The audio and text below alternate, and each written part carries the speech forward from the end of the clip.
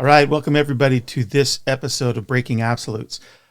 This is different this time. I've not done this before. A little bit about the channel before I get into today's topic. My whole thing is, as many of the people who listen to the show and are friends of mine, is I feel very passionately about the genre. I think it's stereotyped and marginalized too often. And so from my corner of the world, I'm doing what I can to talk about it in a way that's hopefully less conventional, in an effort to try and help people see more of the value that me and all my friends and many of you see. So usually I'm talking to artists and sometimes to producers and to even anthropologists who study metal and rock. But today I actually wanted to spend some time going through a record. There's a new Dream Theater record out. Many of you probably know this and have heard it. And I'm not really a reaction person, and certainly with Dream Theater, I'm not going to just do a bunch of jaw dropping. Dream Theater fans are used to the technical facility of the band and the composition, but what I'd like to do is I'd like to go through the new effort and just have a conversation about it, about the things I hear, the things I think are really interesting. Folks, feel free to join in on the chat. And I want to go through and have an honest reaction to this, not as a way of trying to sensationalize it or feel like I'm being overpowered or wowed by it, but to kind of talk about the things I hear in the music. And knowing the band as well as I do, not just as a listener, but fortunate enough to having had the opportunity to meet the guys and work with them, kind of try and bring some context to some of what I think that this effort may be doing. So I guess it's a reaction of a sort, but as is typical of me, I just don't want to kind of do it the way everybody does. I just do a lot of mugging for the camera. So with that, let's look at a view from the top of the world. Dream Theater's 15th studio album, their first record in the new Dream Theater HQ. It's got some of the new people that are part of their nucleus, the Dream Theater family, like Jimmy T, who's their engineer. And I'm also going to look at some of the lyrical content to examine what I think the storytelling may be doing and how I hear this with reference to the rest of the catalog. So with that, let's look at the very first track, which is The Alien. This was one of the singles, of course. So everybody who's a Dream Theater fan has heard this. If you haven't, give this a listen. I'm going to do a lot of starting and stopping because this isn't a listening party. The point is not to just have you listen through to the track. So I'll do a lot of pausing and we'll go in and out. Let me move over to the setup I've got for this, and we'll show the Dream Theater cover there. You can see, and we can talk more about that later. But let's start the first track, The Alien.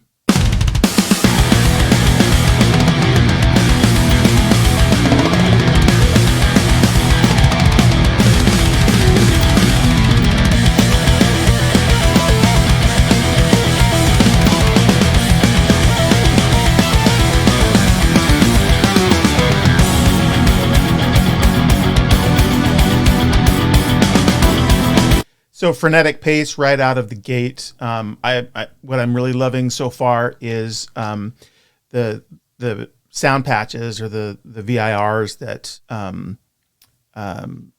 Jordan is choosing here.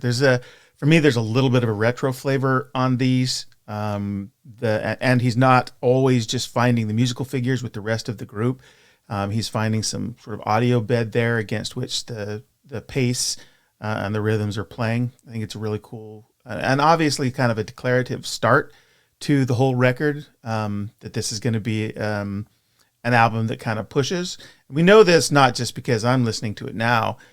We know it because the guys have talked about this some. And let me just say this: it's Dream Theater has said this many times, and John and I have had this conversation because of all the work I did with him on The Astonishing. And that is, you know, they put their best foot forward. I think most bands try to do that. I think some maybe get into a rhythm of the kind of thing they just want to replicate because they know their fans love it. Dream Theater, I think, is always reaching. And so in trying to do something new while still maintaining at its core what Dream Theater is, and there have been a couple of departures there we know about where there's been influence outside the band, like Falling into Infinity, that has had some sonic consequence to the record. But mostly that's not the case with Dream Theater. But nevertheless, the fans always have a really interesting reaction, and it's all reactions are legitimate.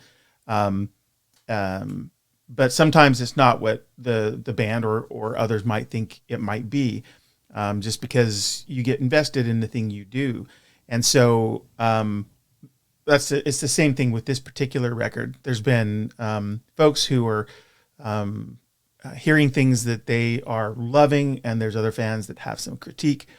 But for me, what I'm hearing so far is what we've heard them talk about a little bit, which is, they're going to push. They're pushing themselves.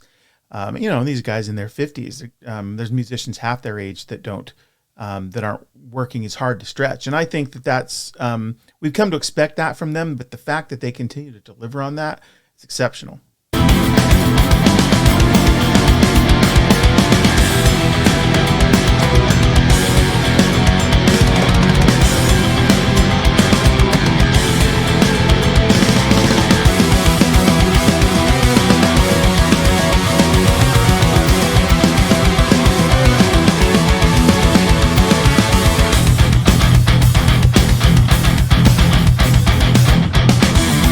This is stylistically, we've heard this from Dream Theater before, but we love it. They'll come out of a frenetic intro like that, and then they drop into John's just really, really heavy, crunchy tone and begin to set the stage some tension for, usually, not always, but usually they'll come in with a verse that will begin to relieve some of that tension and begin the narrative of the song.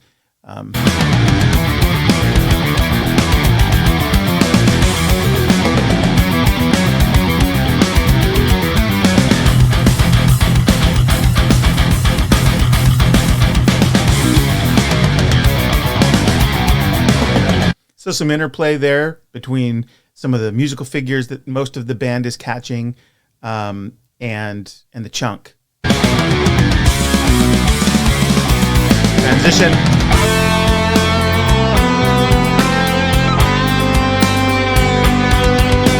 Okay, so I've talked about this with John. One of the interesting things that I think powerfully complementary things about John is he has found a signature solo, and it's not. I mean, he can do the things on the fretboard that amaze us, and there's a lot of guys that can do that. I would argue that the distinction with John is he can do all of that, but always as though he's delivering a musical phrase. It's not just a grouping or an arpeggiation that a guitarist will learn and then can flash. John always does that with melody. And I think it's one of the things that distinguishes him from a lot of the other shredders and guitar heroes. But beyond that, and he gets into this this signature kind of soloing he does that has this languor to me. It's this sense of remembrance of, not to put too fine a point on it, but there's a bit of a dreamy quality to it. It causes you to feel nostalgic, which is a very powerful emotion. And I think this is a big part of some of John's best solos. It's not always the ripping stuff. And this very first sort of solo line, and for me, calls back to some of the great melodies that already that I'm hearing from things like Scenes from a Memory and Astonishing. And I admit my bias of the Astonishing because I worked with John on it. But I like the record even before we'd formalized a contract. And I think that there's much to be commended around the Astonishing musically.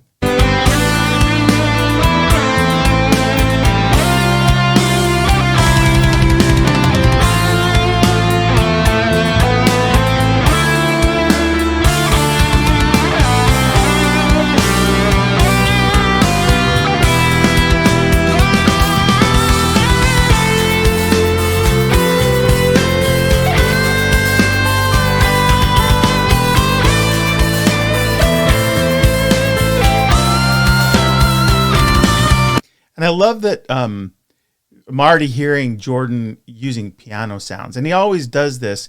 And it's going to be interesting to see with the rest of this record if he continues with it. But there's this idea in big anthemic rock and metal called the power piano, and it's usually some marriage of, real piano sounds to what's going on with the guitars, and the sonic sort of combination of those things is unique. And already hearing that, I love the combination.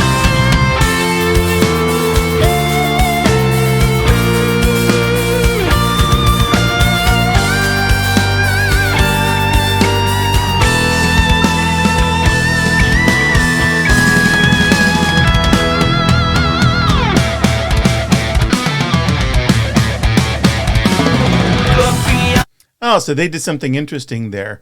They had another little sort of bridge into the first verse, but the first verse is coming in with a more assertive, rhythm backing. You can also hear they've got this effect on James' voice that has this sort of radio signal sound, which is consonant with the whole idea of the alien, as though there's this transmission going. This is not rocket science. I don't want to make this sound like nobody's ever done this kind of thing before, but it's attention to this kind of detail that sort of gives the song. It's more than just a delivery of a performance. It's actually creating this sort of this narrative and this journey we're going to take. Planetary, summer near, summer far. Terraform a new world, survival for mankind. Options but a few, we are running out of time. So we saw it come out of this sonic effect that's on top of James' voice that gives this transmission quality. And then all of a sudden it opens up into the full sound of his voice, and he's got a double going here too. And there's interplay, so you can hear it's as though there's a conversation taking place. I don't know if that's the intention.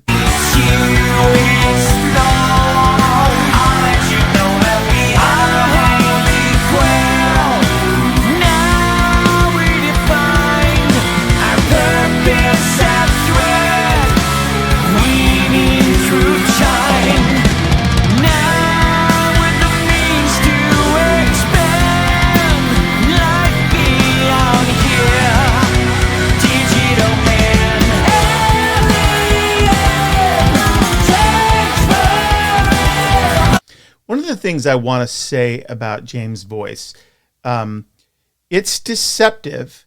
There's been some conversation about, in this particular record, he's not being asked to hit the super aggressive high notes. And I don't know. We're going to see. I haven't listened to the full record, so we're going to see. But on the one hand, I could make the argument that that's a valuable songwriting approach, because there already are so many athletic, aggressive songs for James to sing in the catalog. And a lot of them are staples of their live shows. And so there's going to be plenty of time and need for athleticism in James' voice in the course of a show when they go out on tour. If you've been on my show before or watched my show, you know that I have an appreciation and understanding of what it means for a biological instrument like the voice, because of my own training, which I'll talk about a little bit later. Contextually, might make some sense, but it's a very hard thing to maintain. And James has already got his work cut out for him in singing some of this catalog that is definitely going to be included in their tour. So you could make the argument that would be a smart songwriting approach for Dream Theater to take, where things are comfortable for James, because it's not like he's going to dial back on the need with some of the other songs. The other thing I want to say is James there's a number of cameo videos of him singing songs. And if you listen closely, and I don't think you have to have had vocal training to understand this, but maybe that helps, I don't know.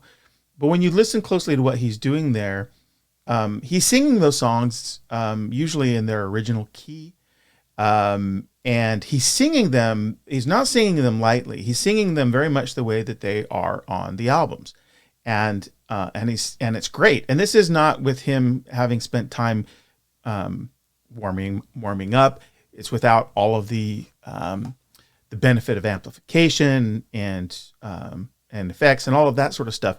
And it still has a fullness and a power in a way that other acoustic vocalists in a lot of bands that we all love and admire just doesn't have. In fact, if it's very enlightening to listen to a lot of the death growl and that the new sort of growling vocals.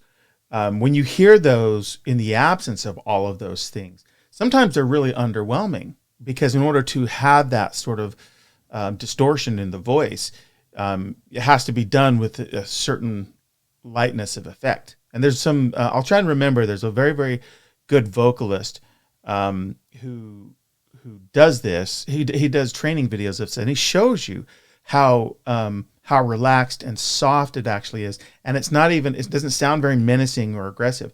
But when you record it and you add all the stuff, it sounds enormous. And a lot of young vocalists, not understanding that, try and create that sound acoustically, and they just, then their voice is gone very quickly. James, on the other hand, while he doesn't do as much of this deep growl stuff, when he's singing, there's a power in it, and you can hear it in these acoustic things. The point of this for me in sharing this at this point so early in the record is to say there may be, I don't know, that we're going to see, how he sits in the register. But some of these notes are deceptively big, big in terms of still in sort of pitch, but more importantly, like their fullness. And so I would not, to me, talking about notes, I don't think is going to be any sort of compromise. I think that's the wrong way to think about it. That now I'm a Dream Theater fan, and I'm a James. I absolutely love what James does. So again, I'll acknowledge my bias there. But hearing this objectively, I would say there's some pretty big notes there, and they've got this fullness and clarity and power that James has, that for me make this as interesting and fun to listen to as all of the other records.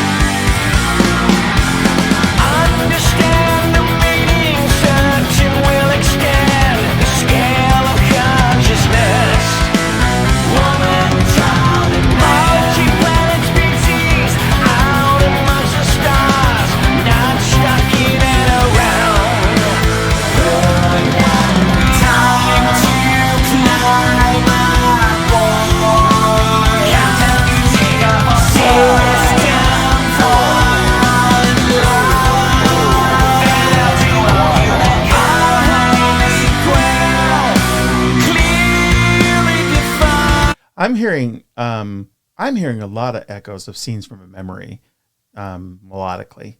I heard this thread weaving through time. Now with the means to expand, like beyond here, digital man. Alien takes forever. New found world, here we are.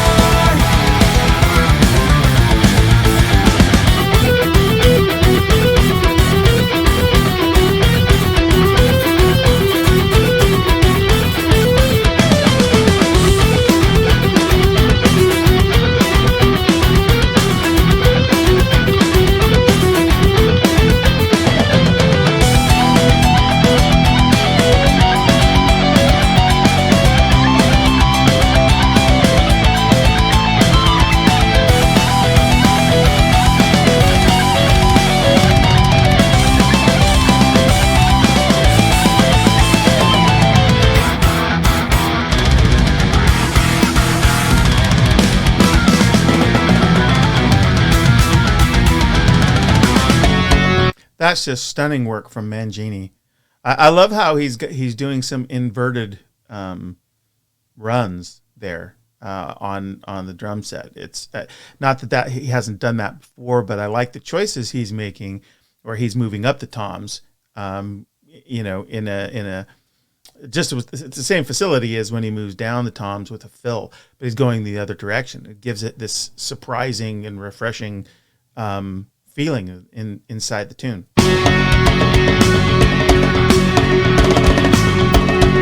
Also love when he goes to those high toms like that. It's got this really, really cool sort of change of pace, change of sort of sonic signature.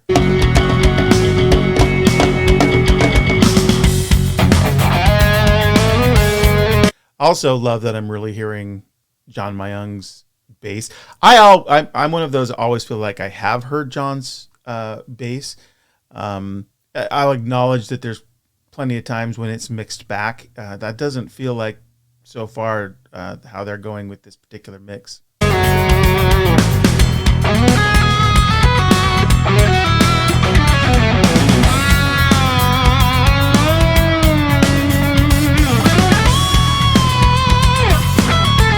You see my eyes moving around, it's because I've got the music, but I've also got the lyrics up. So I'm kind of like trying to pull this all together in coaching conversation and insights maybe.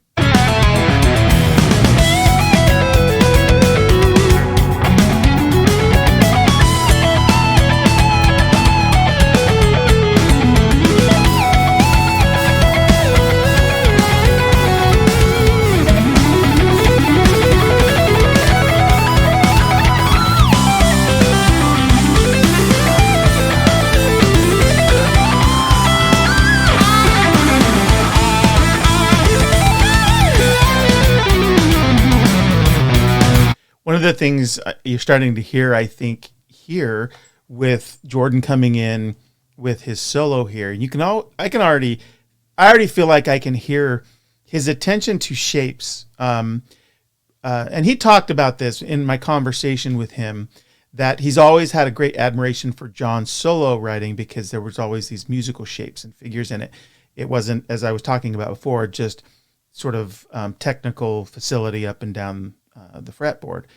And I know that many of the times the way Jordan will track is he's such an instinctive and inspiring player, and he can do that spontaneously against all kinds of music, and that's a gift. I mean, that's a gift at a very advanced level, and I actually don't think everybody can get to that place.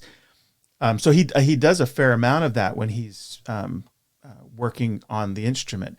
But this time he took some extra energy to, come up with things and to shape them.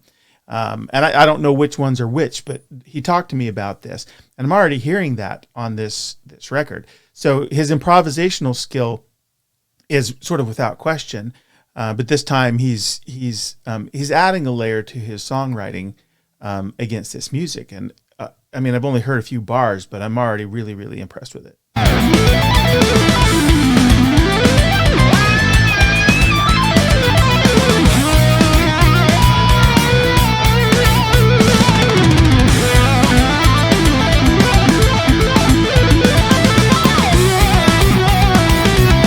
If you think about it, one of the things that I think many of the fans loved about the Kevin Moore era was that Kevin had this ability to write and play on the keyboard and phrase in a very guitar-like way. So when he and John were catching musical figures together, it had this beauty and this feel of organic, or this very natural feel.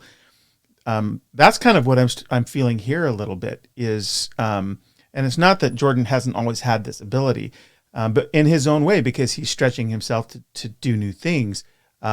He's finding a gear here that I don't think we've heard before, or at least, and I know we're early in the record, but this is very impressive.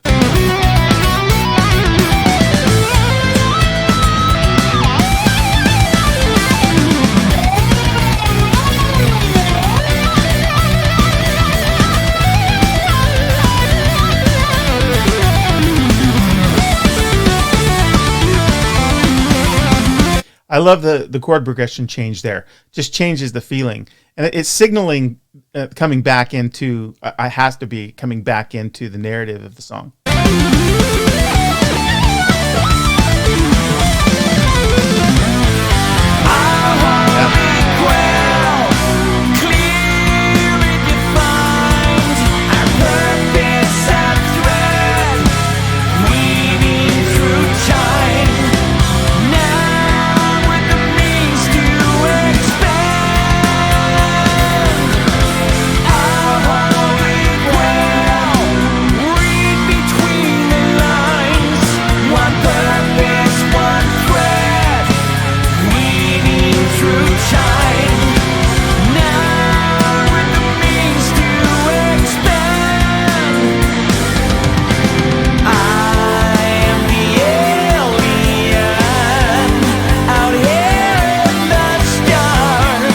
So what they've got going here, which is really cool, is a coda, and it's a coda musically. It's also in kind of a way a coda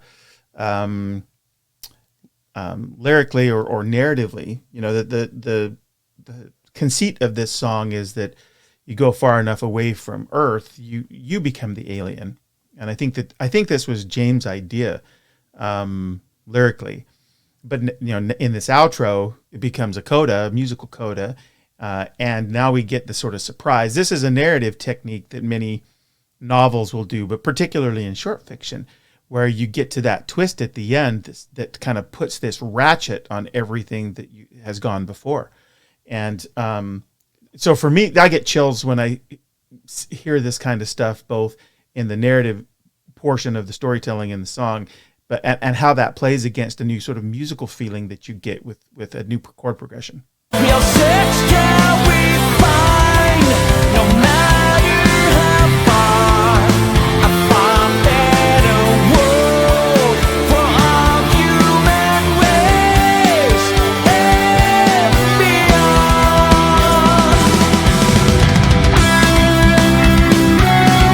So this is a science fiction theme that you see many times played out in movies and in books of the need to kind of leave Mother Earth and find some habitable place somewhere else. And so the song has this kind of unique optimism in it, and also this sort of sense of wonder. You'll hear me talking about lyrics. They matter to me, and I like to analyze them and react to them. So I think that this is a really interesting concept. I like how they pulled this off.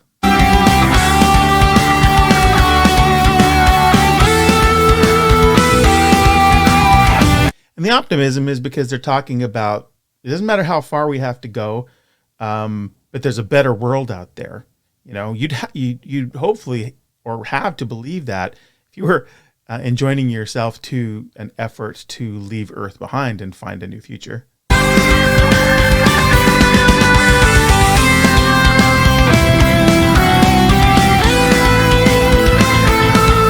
And this is where John's how I feel about John's signature solo. Just it's so perfect for this kind of a lyrical theme because it has this sort of nostalgia while also like having this sort of central promise of courage in the future.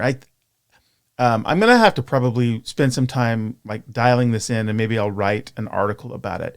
But there's something about how John's able to find a musical, this what I call his signature, but this sort of musical feeling that is that has this dual idea inside it, which is this nostalgia, which is a look back, but at the same time giving you this sort of this target into the future, this belief or optimism of moving forward.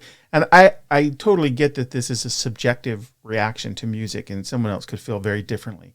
But I'm trying to describe what it is about John's soloing that I think is so beautiful and optimistic, and why I love it. Other people will love him for different reasons.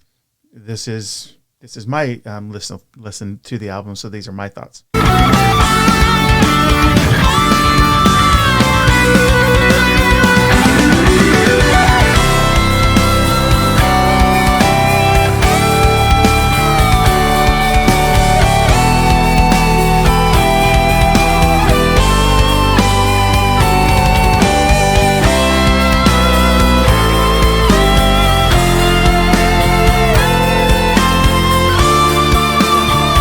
man, I love the piano work, Jordan. If you ever hear this, or I'll just have to send you a text. This, I mean, it's seated back in the mix a little bit, but the piano work against everything that's going on with the dual harmony leads, so good, so good.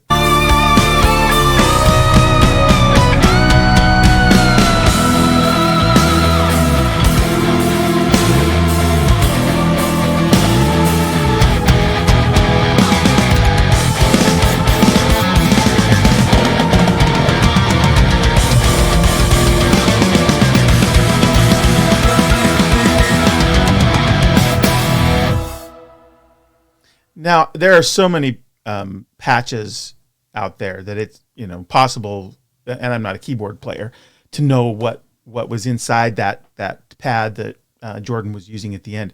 But it sounded to me many of these have this choir or this voices or choral feeling.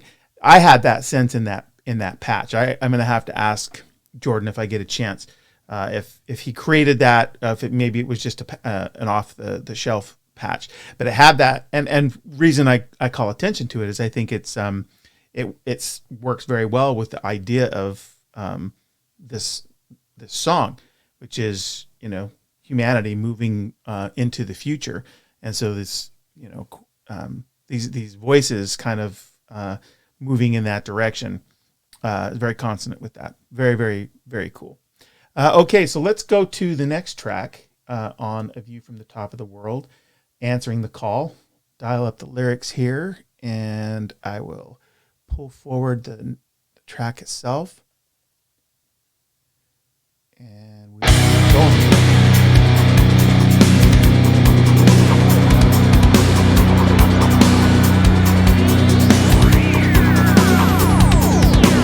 So there's Jordan just you can tell he's having so much fun with his choices on sounds. Kind of a science fiction-y thing there.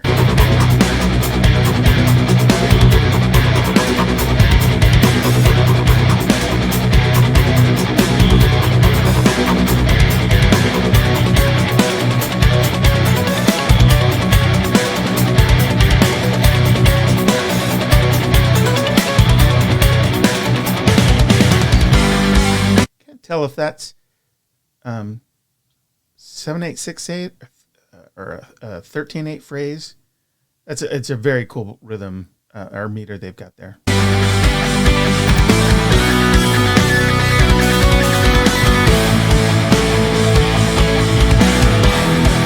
Maybe it's just 7.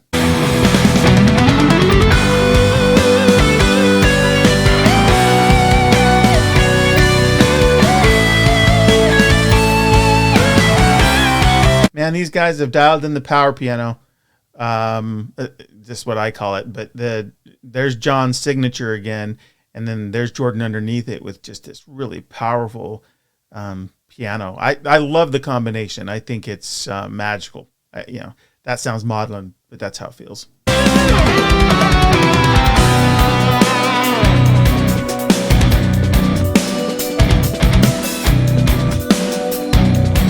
Jordan with the bells. I mean, it has that crystal bell feeling, doesn't it? Just sort of transportive. White walls, glisten, empires, crimson, aching within, raging fire. Oh, I love that musical choice, James. That raising fire. Oh, so cool. Sovereign, asphyxiate no conscience, a silent state, misguide, indoctrinate, accepted long-held views. When will there be a day when all of us trust in love and peace burns bright for us? When will the love... One of the things that's already going on here, this is not new, but I'm gonna say it out loud, is James' facility in singing over odd time. We've come to expect it, and he does it so effortlessly. It's deceptive. And if I do a bunch of vocalizing to Dream Theater's music. And I've done a couple of covers. I'm going to do some more covers. One of the things that's really interesting to me, and that I've started to appreciate even more, is James' entrance into musical phrases and his own vocal rhythm as it works on top of sometimes many polyrhythms.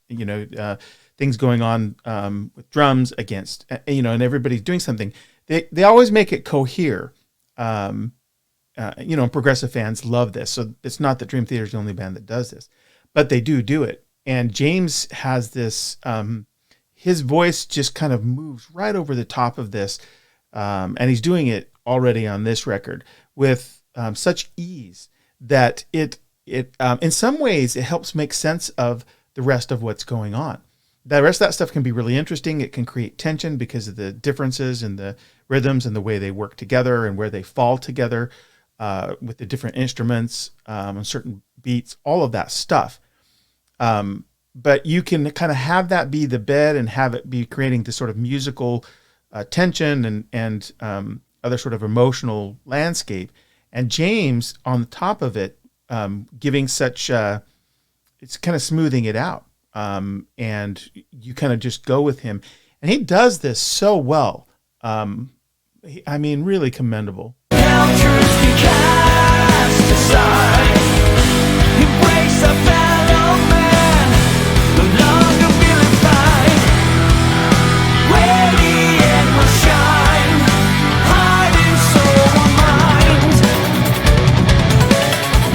I love those breaks. I love that sort of very frenetic lick they've got there going between the verses.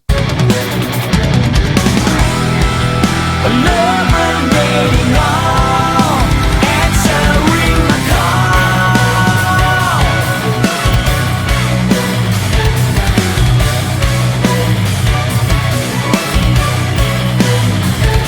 Decisions by which to act programmed, no turning back, all upon a switch turned on, an ultimate I also like the use they've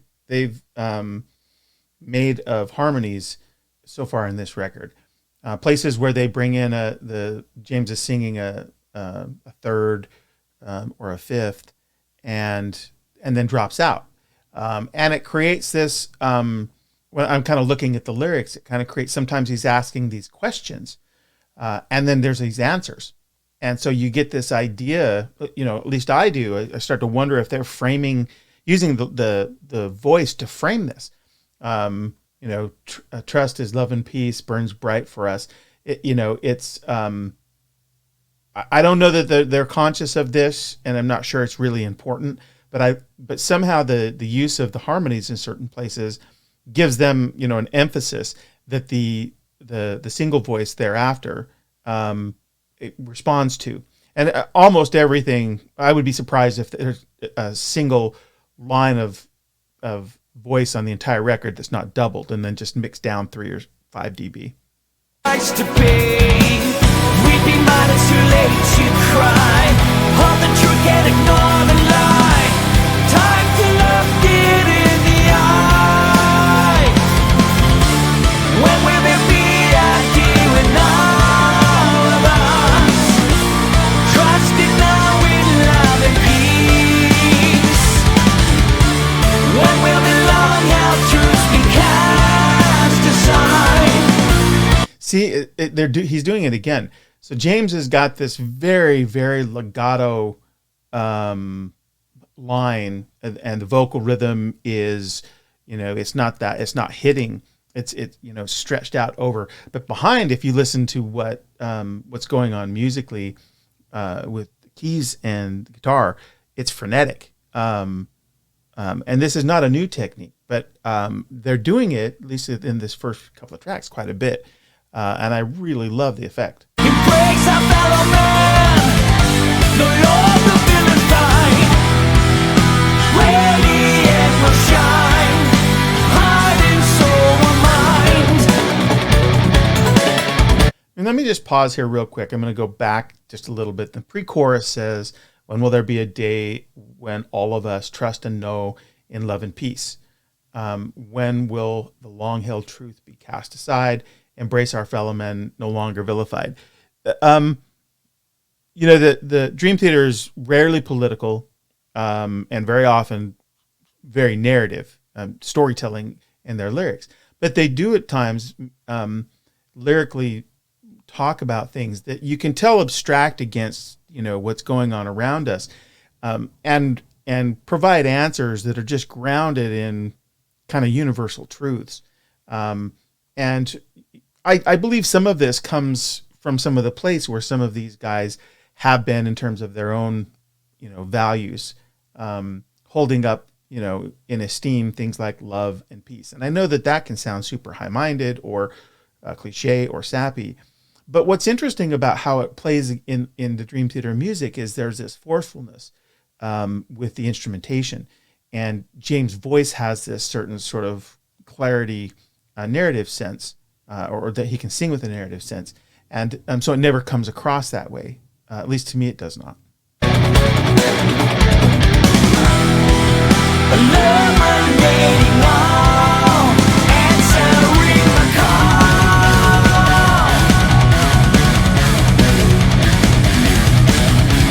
You could argue, and there's a sense in which this is a fight song.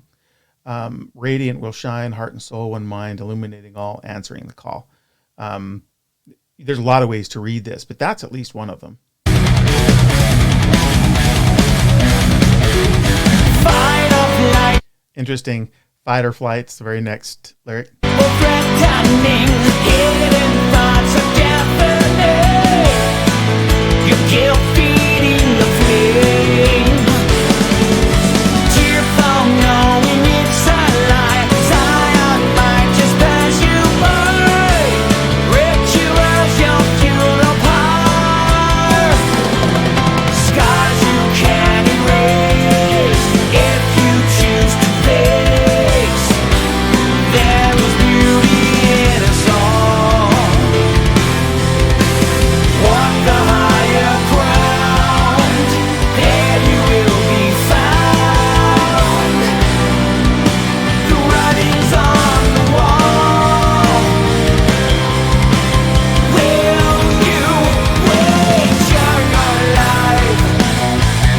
So, I mean, not to put too fine a point on it, but those are some pretty powerful lyrics, I think. Scars you can't erase if you choose to face. I mean, they all ladder up to the idea of the song, answering the call. But they do all of this, and then the interrogative at the end, will you wager your life?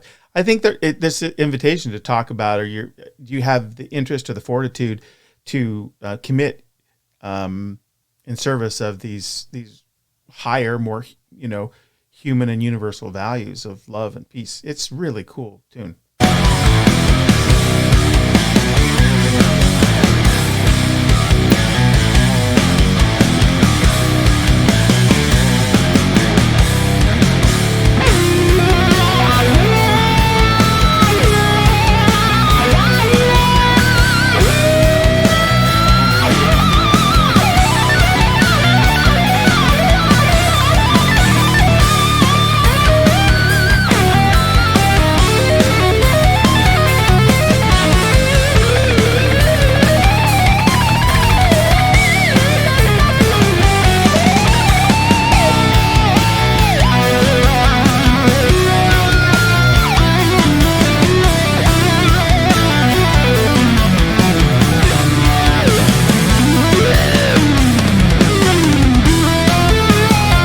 This is another example, I think, of Jordan doing some work to give his solo in the song this, there's just this sense of having a figure, having it's not just working as it always does musically or technically, but having a considered approach, a thoughtful approach to the melodic sensibility against the rhythm.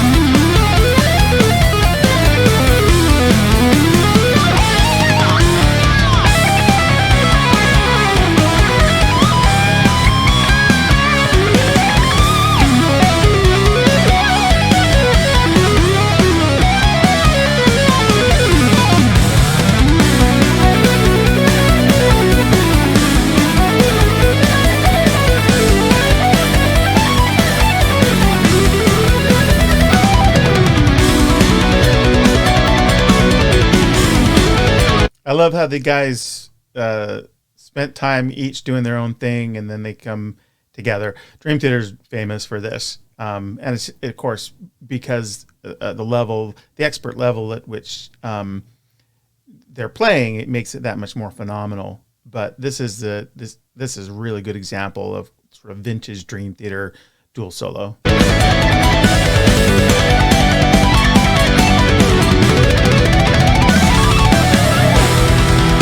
Radiant will shine, heart and soul aligned.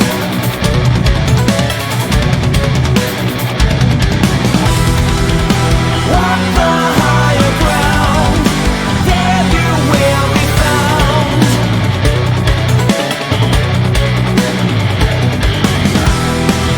Illuminating all, answering the call.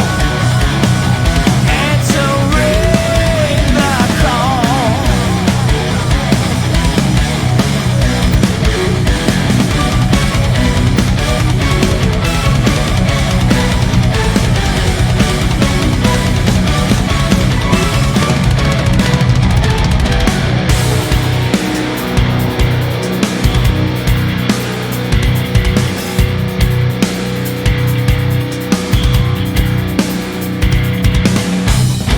Oh man, that bass down there gives me shivers. Just so deep and so powerful.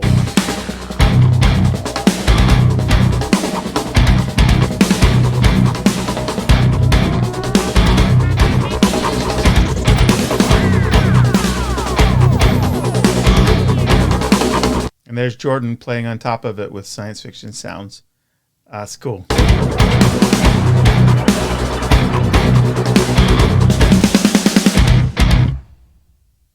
Such a great tune. All right, let's just keep moving through this. Invisible Monster. This is another one of the singles that they have released. But I just want to do this contiguously. And the reason is because I know back in the day, this is the Get Off My Lawn segment. You got the record. It was vinyl. You could, of course, try and skip around. But it kind of made sense to just let it play linearly, and less so in the days of the CD. But I know that John Petrucci's a fan of this sort of linear listening to an album. This is how he grew up and his enthusiasm and excitement for music.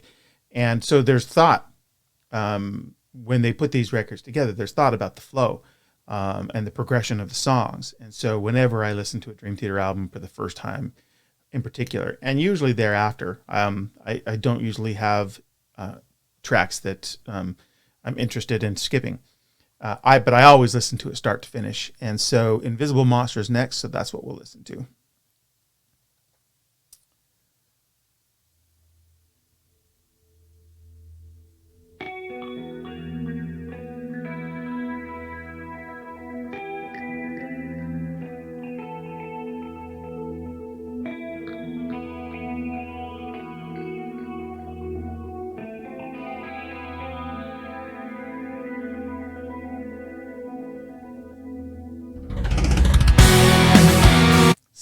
So cool. That drum thing, the way they mixed that, the sound of that, it wasn't they did something with how they sort of created the sound on that. The sonic nature of it was really, really cool against the sort of dreamy open.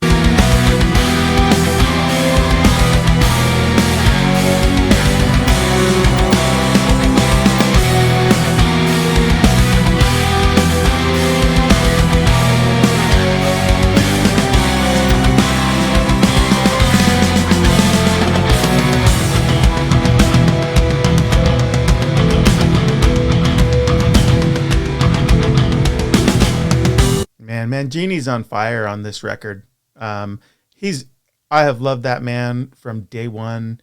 I had the chance to meet him, and so the personality was a factor maybe, but I think the dude is getting better, and I love how musically he's playing on this record. He's always had the technical facility, And frankly, if you go back into some of his earlier stuff, he's a musical player too.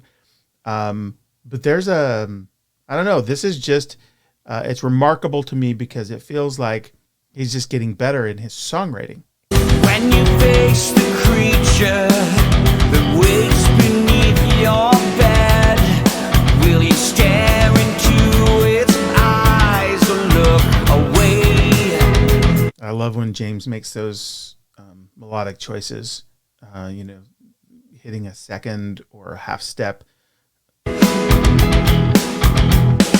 Running toward the fire. And it's not always sometimes it's a full step, but it's a unique sort of turn of phrase, not phrase. It's a musical turn, a melodic turn for the voice, and obviously has a certain resolve against the chord progression. But he's done it several times already on this record, and it kind of gives you this momentary resolve before he launches back into the next lyrical verse. From the flame, the choice to seek or hide is yours to make. See, that time he made a different choice on the same progression. La serpent inside, wrapping its tail around my neck, I'm buried alive, dying to take another breath, invisible monster. Now, I want to just briefly address this invisible monster thing. I think I saw a couple of posts, people kind of running down invisible monster as a idea or a lyric. I mean, I just come at it differently. When I hear that, what I hear is guys that are my age doing music and still have this sort of playfulness and this willingness and this ability to kind of lyrically treat something in a way that kind of harkens back to just a youthfulness. I think it's really cool. I think it's the opposite of silly or however else it might be derided. I think it's and again, I look through the lens of being a real Dream Theater fan. But even if this had been a different band, there's plenty of sober-mindedness in and storytelling in Dream Theater's music. But being able to invoke an image with language that harkens back to a simpler time has a certain appeal all of its own, at least in my mind. Always felt but never seen. Unwelcome person to refusing to leave. That I just love that that use of incremental, like I think it's a pedal tone.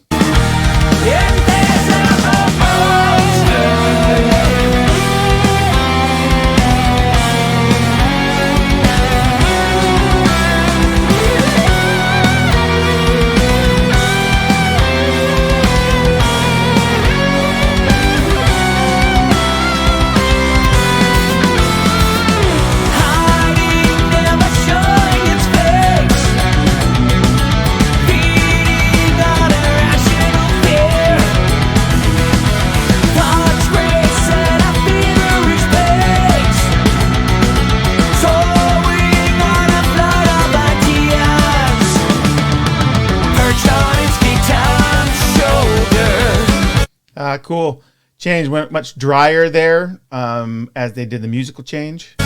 Drier on the vocals, I mean. Whispering in its ear,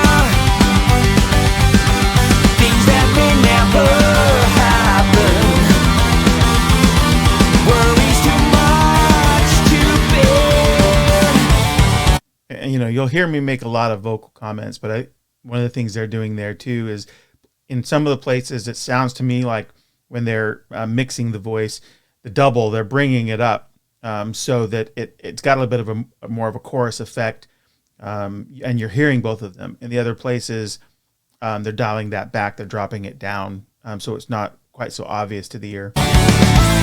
Invisible monster, always felt but never seen. The other thing that is signature James is very, very often, and sometimes it's mixed back a little bit, so it's not as obvious if you're not listening for it, is there's another track where he's lower, and it creates a body, a thickness to the vocal tracks. Very often it's an octave, but it's not always. Sometimes it's a fifth below.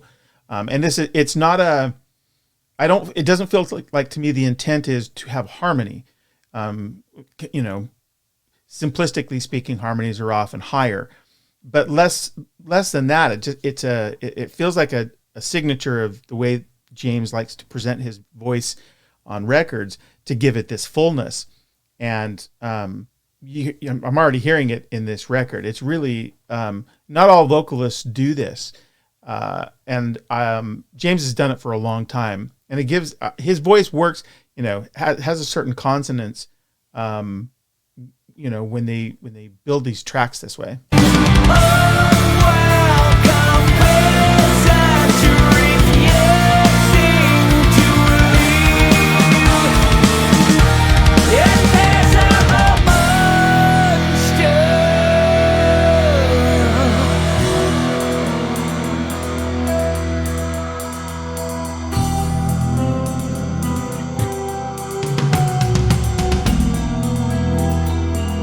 Yeah, those drums, man, they sound dreamy the way that they've mixed those.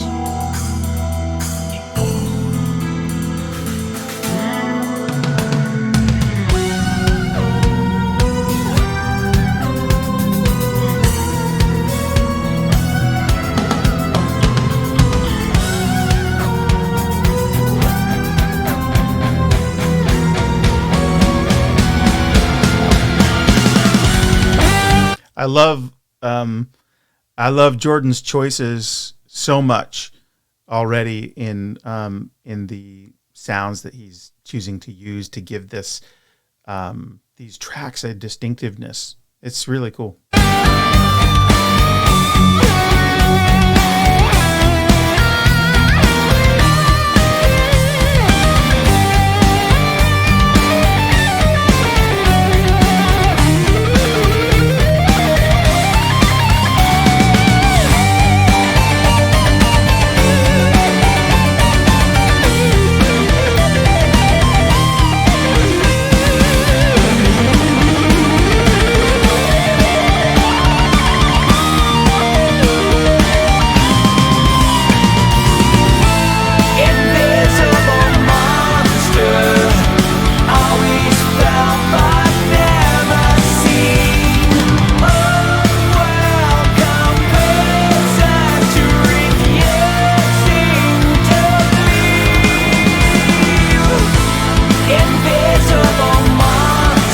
There you see how he did the sort of glissando down into that that second. I think it's a second. I love the effect of that vocally. Beast that dwells inside my mind. Give up your hold, let me take back control. Invisible monster.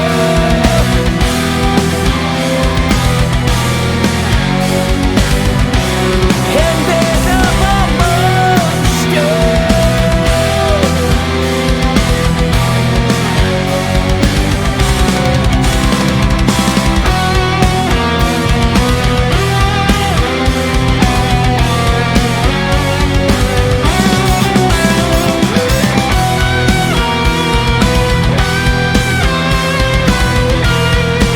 So shout out to Jimmy T for the engineering to capture these performances, and to Andy Sneap on the mixing. I think these are high points, man. These guys are getting better, which is scary.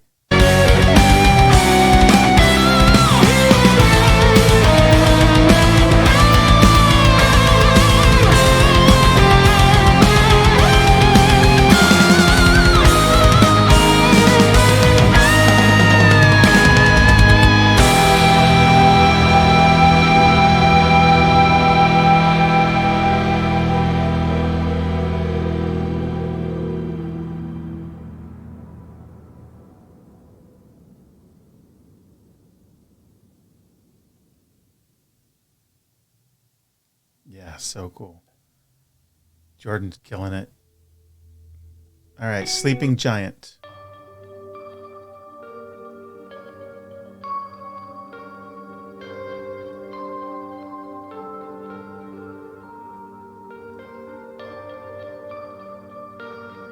So that's a little bit of the same kind of an intro feel. They've got some delay going on top of a very light, clean picking pattern to kind of set this, dreamy audio bed against which we're about to get more assertive. You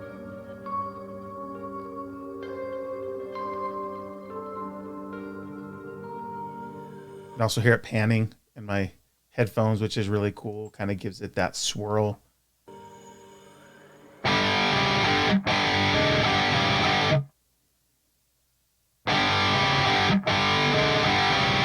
More of that panning back and forth. Really cool.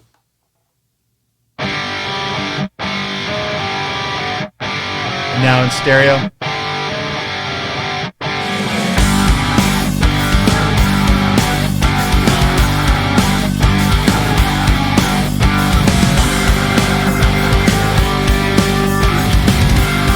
think this is 6.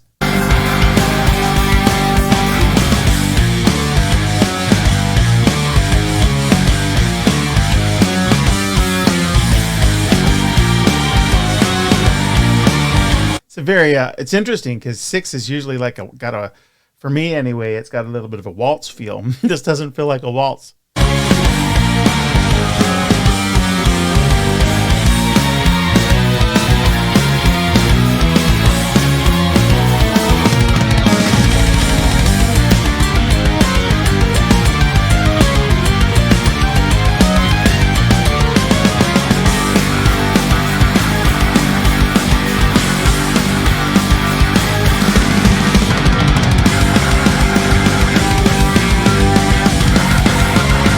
I love that old time, gritty, heavy organ, and I know Jordan does too. Happy to hear this on this record.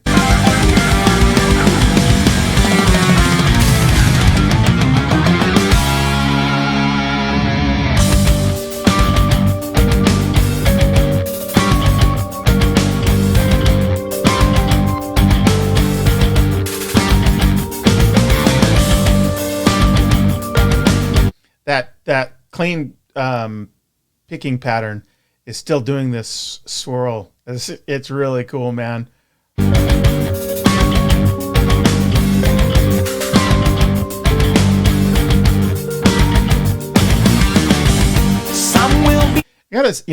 I recognize as I'm talking through this record and experiencing it, I haven't talked a lot about John Myung.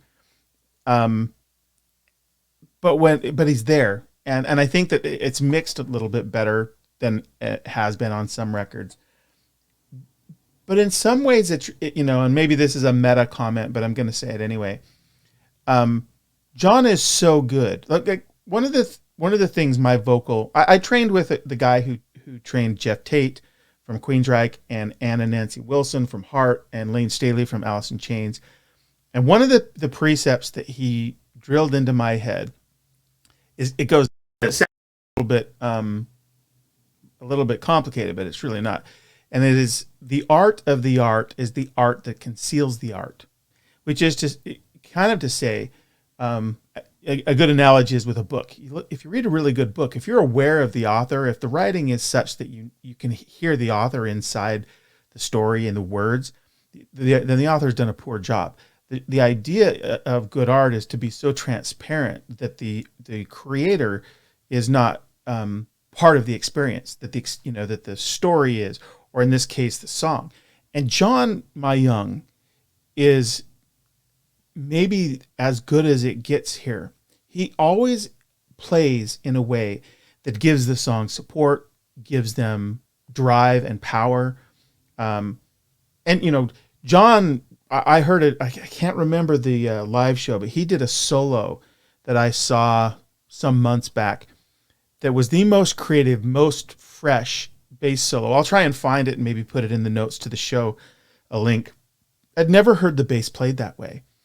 So Myung has exceptional ability with the instrument to find new sounds, new ways to play. that's just part of what he does. But when he brings that to these songs, he does it in a way that supports these songs and drives them such that it's almost it is transparent. And I think that that's to his credit. I think the fact that he does this in a way that doesn't obviate itself inside the music says something deeply powerful about him as a player. I'm just kind of thinking about this now. I've always had huge respect for him, and we know that he can play the hell out of the instrument. But how he finds he makes the right choices for the songs that continue to do the things the bass needs to do, and do the things that a Dream Theater bass player needs to do for these songs, but to do it without seeming so overt. That's advanced musicianship.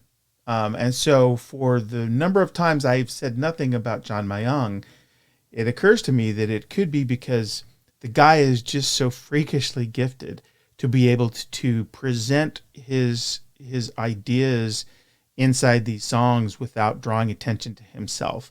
It's remarkable. I'll just leave it at that for now. Will be driven by conflict. Others will fight the good fight. Some will rely on the darkness. Some will rely on the light. Some elevate. I don't know what that sound was Jordan was using. I want to say it almost had a dulcimer feeling to it. I don't know what that was. That was really cool. With compassion, yearning for knowledge And hear the cool organ. and peace. Some motivate through aggression. Selfishly serve their own needs. Shadows disappear at night, buried out of fear, driven underground. Hidden light. I just get chills when James does that. When he hits that tone, and in this instance, it's the backing vocal at the harmony above. I think it's a fifth. Oh my gosh, just gives me chills. And part of that is not the pitch.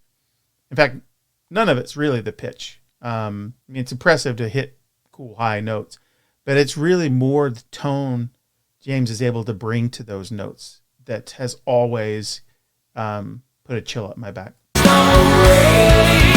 inside, like a ticking bomb that doesn't make a sound. By the way, this is all just real-time reaction. I may misspeak on musical intervals and things like that. That's not really my point in doing this. I can dial those in if I wanted to be analytical about it.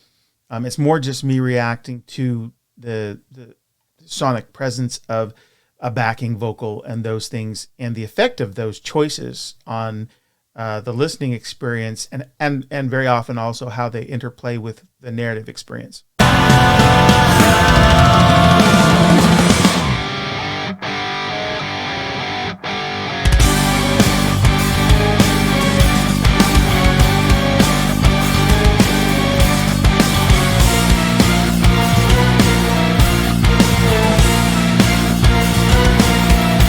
Jordan's, he must have some cool new libraries with some really cool retro sounds. Or maybe he's had these before. But I love the choices.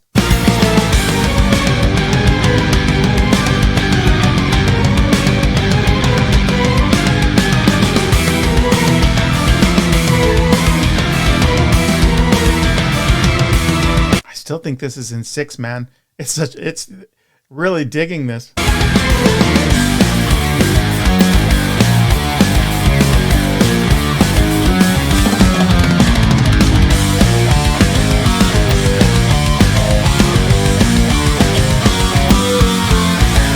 People will upset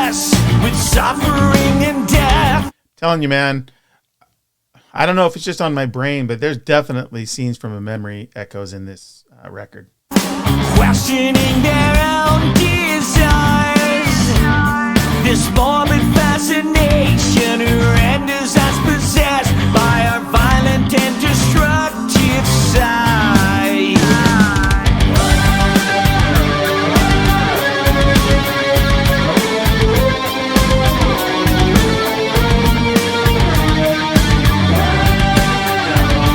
I love that backing, just the chorus that James has done multiple voices. Just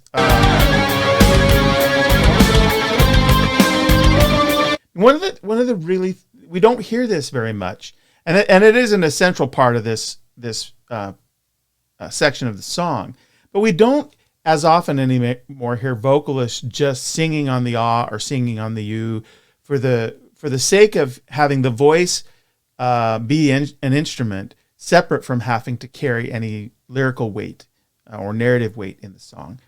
And I love that. I love when we just hear the human voice, even if it's just on a vowel. And that's what's going on in the background here. It's super cool. When we lay our armor down, fragments of our love slip through the cracks of hate. But the raging storm below will never go away if it is not embraced. Shadows disappear at night, buried out of fear, driven underground. Herein lies the rage inside, like a ticking bomb. Forgetting to talk. I love this chorus. It has that unique Dream Theater quality of feeling familiar, but unpredictable, at least on this first listen.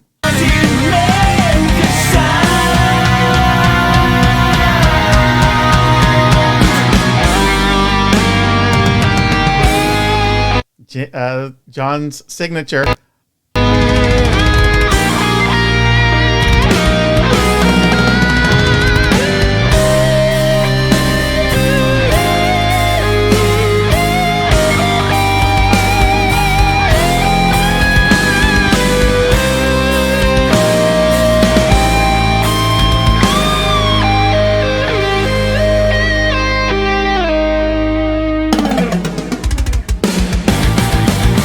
I'm loving the drum tones on this record.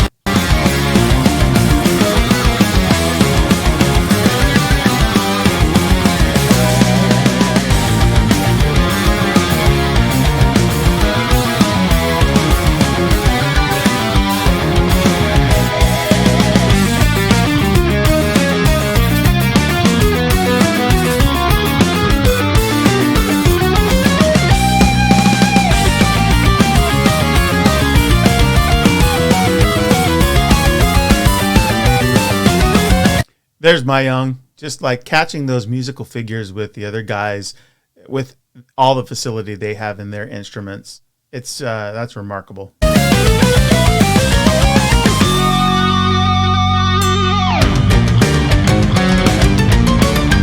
I'm going to comment on this. I know some people don't dig when Rudess gets into the sort of ragtime and that old sound in that way, but I love it. I love it because it's another flavor. It gives these songs some personality they wouldn't otherwise have. And it's a cool kind of joyful, playful music that's just not played anymore. So I love that Jordan brings that forward.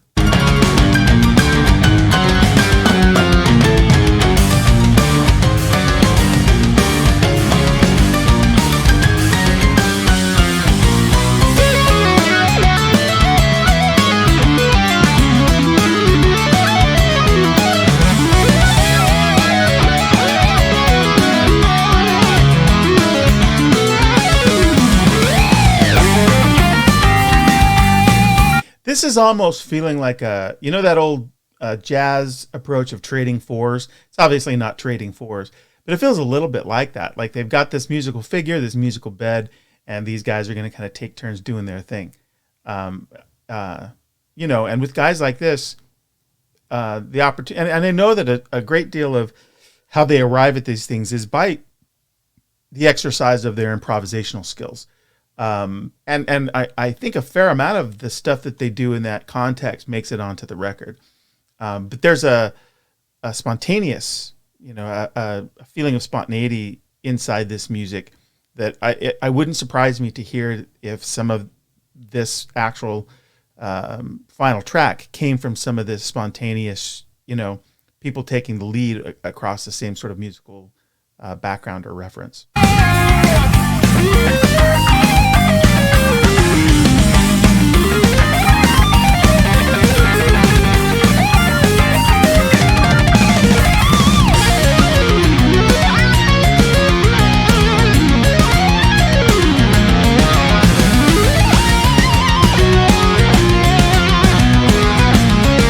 Again, I know I've said it a couple of times, but and it could just be the lens through which I'm looking right now in my life or whatever.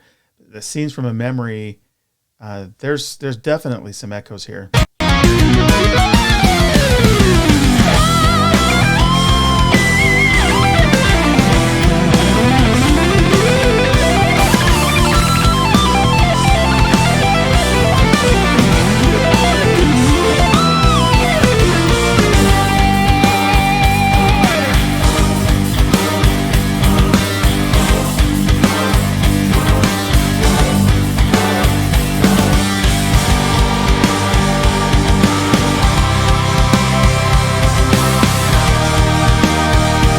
Now that's anthemic. That is really, really cool. You can hear the whatever the patch that Jordan's using in the background. I think he may have blended in a voice or choral patch. It just has this sort of magnificence behind the rhythm. And that could be just my ear, but that's definitely the effect or the perception I'm getting.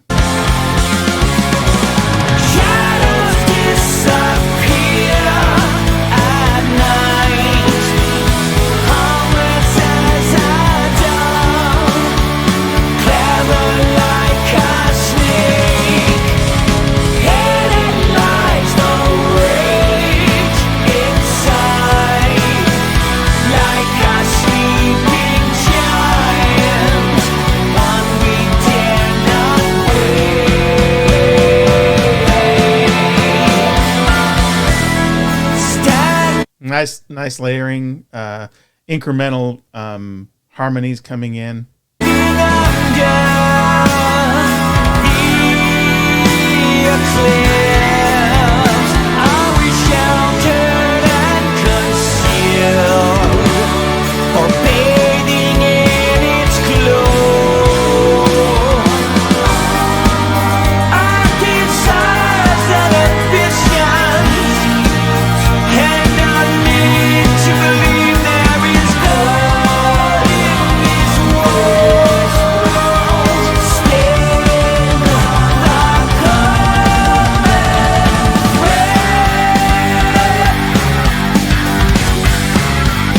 Yeah, I don't know. I'm not a psychiatrist or a psychologist, but they're lyrically some of the treatments on this record so far, and I know we're on track 4, seem to be a response to the sort of grief-stricken world that we've all been living through lately, and looking for sort of, here he's talking about a common thread, about our need to believe that there's good in the world, all in the context of a song that's really powerful and thrilling and thoughtful, but speaking thematically to something that's relevant. I think it's cool. Whether this is conscious or not, it has the same effect for the listener, for those who care about the lyrics.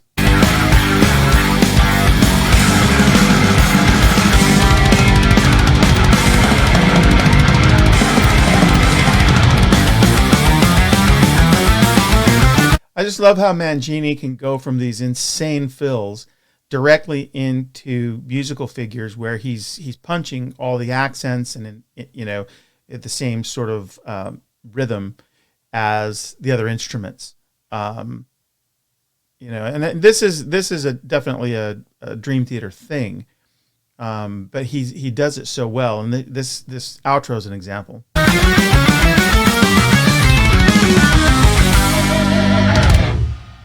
Yeah, man, that's a great track. All right, next is Transcending Time.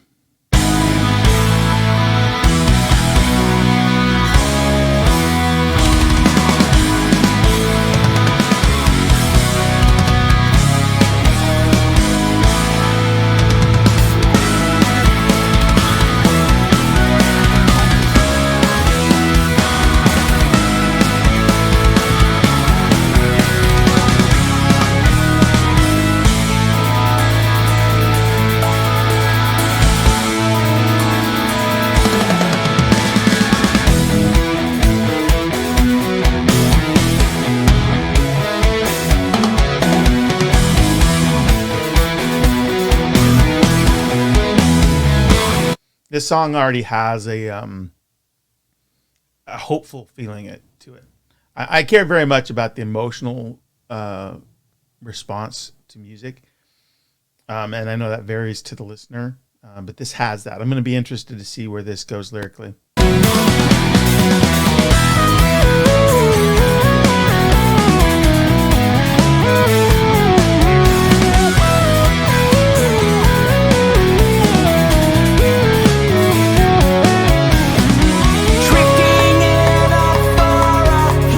Oh, way to go, Mangini. It's a cool choice there. Love it. I roam the countryside, seeking wings of thought, waiting in the blind, enchanted and transfixed. I am pulled into the scale by a bat. Now, there's a little bit there of Count of Tuscany. Maybe it was just that turn of the melodic turn. Word ticking clock held against my will. Illusions turn to dust, scattered to the wind, like dreaming while away.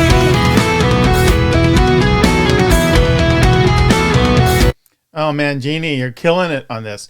So those polyrhythms that he's got going, or the drum beat rather, but the movement of it underneath the really cool, still the choices that Jordan's making on the sounds feel to me like a little bit of a callback to early progressive rock. And, I know that Jordan's a huge fan of that stuff.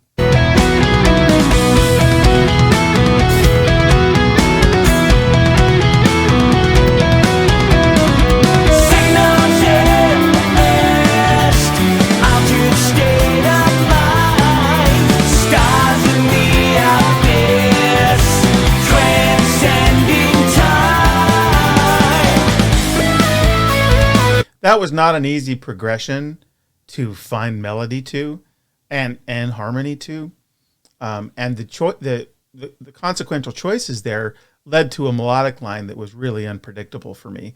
And those are some of the places that I enjoyed Dream Theater the most, is when that kind of thing happens. And that section right there, Signals in the Mist, hit that.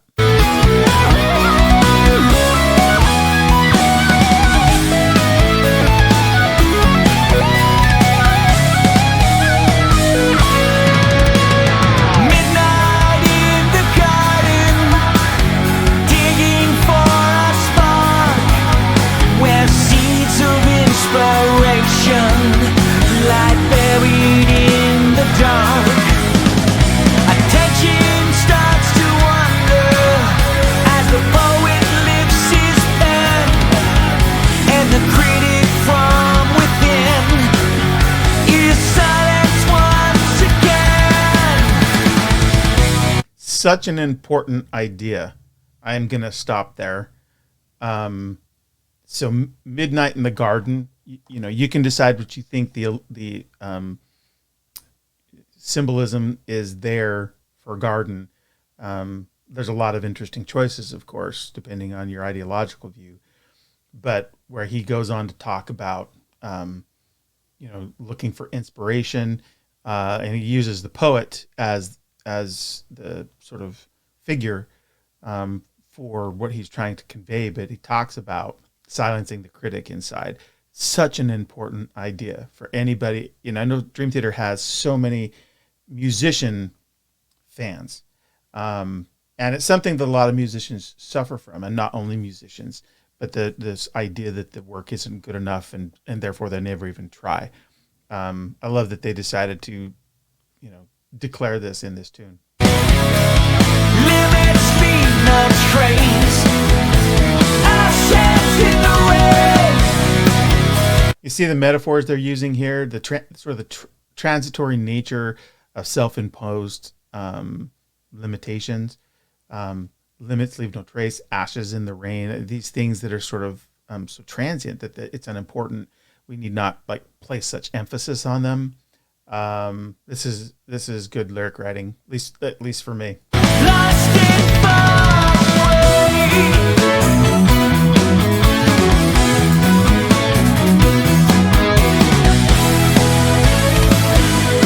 away. Jordan, that's such a cool musical choice for the keys. Signals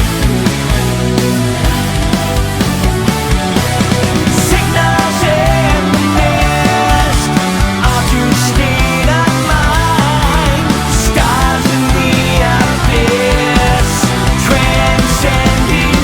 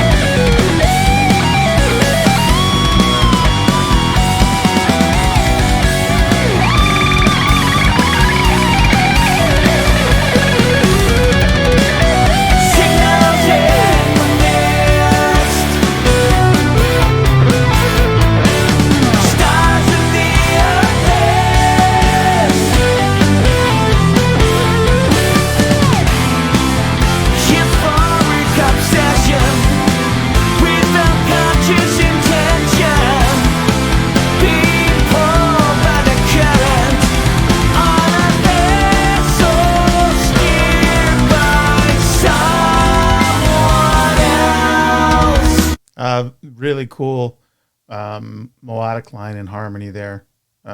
Really fresh.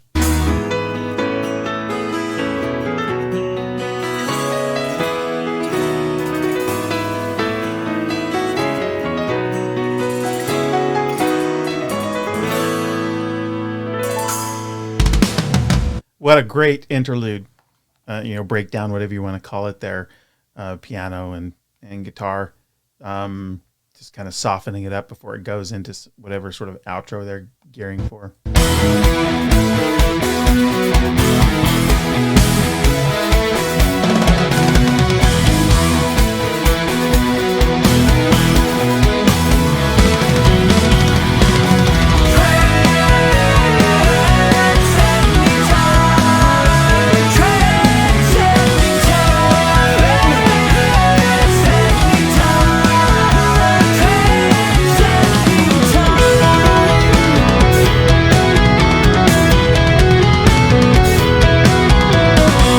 There's a very much in this record. There's some, again, don't know if it's intentional, but there's definitely some callbacks to the shoulders on which current prog rock and prog metal stand in terms of the sounds that are used, and certainly some of the lyrical themes and concepts that are being addressed, which I think is really, really cool. It's obviously filtered through modern ability and modern technology, but I think there's something of that in this record, at least for me.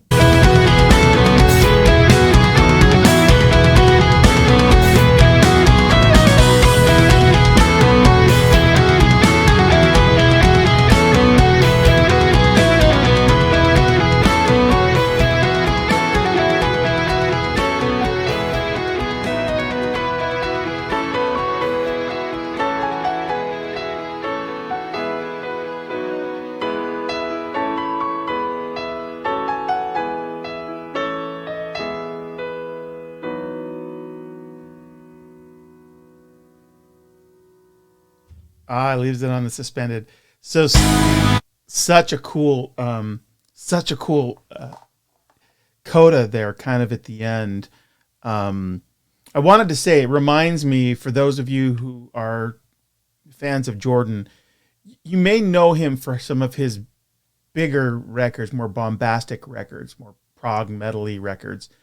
But if you dig back in his catalog, he's got some stuff that are just these like sort of intimations of his soul. I know that sounds a little bit sappy, but it's just this beautiful piano music.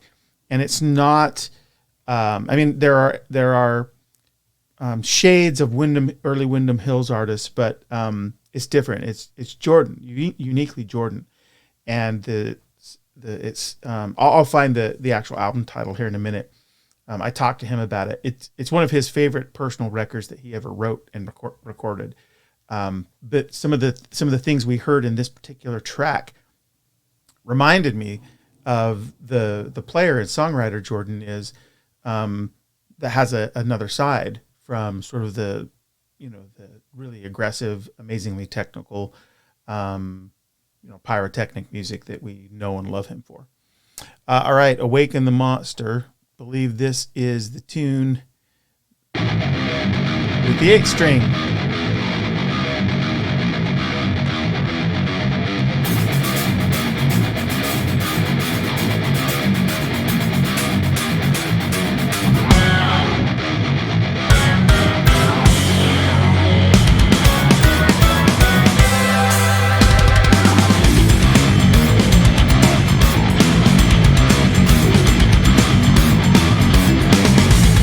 Just so visceral. I mean, there's the rhythm itself that's really cool, but obviously the tone that he's getting with this. And again, there's Jordan with some, what I feel are some sort of very cool retro proggy patches.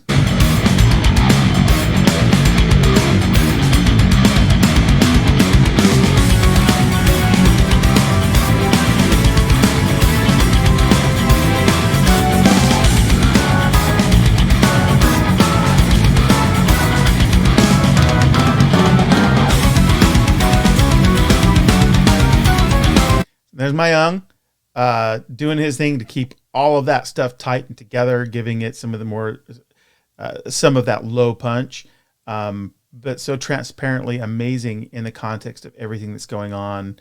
I just needed to say it again. I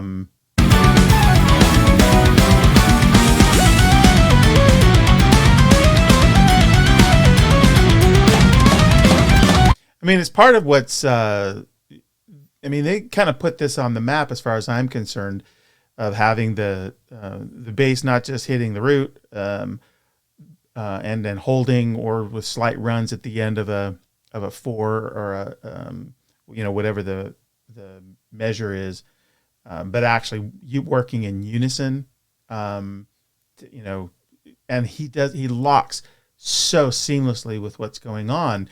That's why I think sometimes you don't feel like you're even hearing it. Speaking of Myung again, and then you couple that with the bass drum, and in this particular song with such the meaty, so low end at the 8th string. I'm gonna have to listen to this with killer bass sound system I have to kind of get the full effect, I'm sure.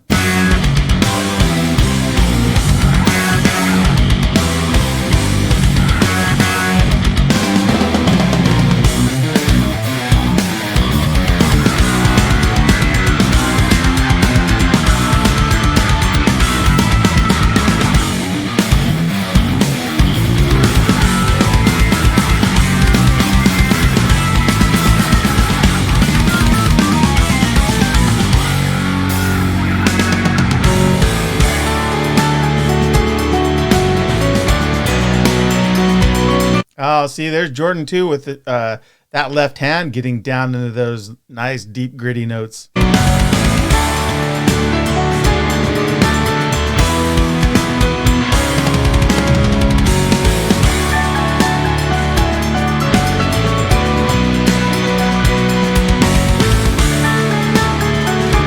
That's majestic. That's just so majestic. If I wasn't doing this like listen through, I'd be rewinding.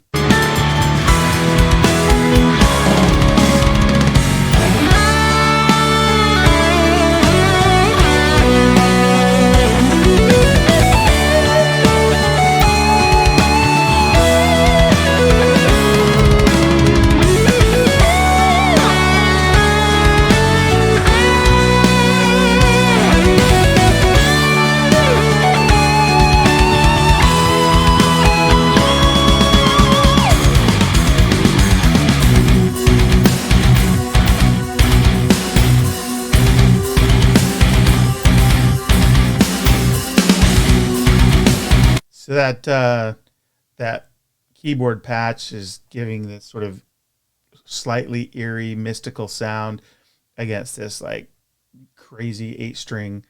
Yeah, I mean the choices that they're making in terms of the sounds and how they're pairing them to create sort of the larger sonic footprint of the song. It's really impressive to me with this record. I mean, I always find things that impress me about each new release, but I feel like I'm hearing these guys doing some things that are stretching them, and it's inspiring. Frankly, it's really inspiring.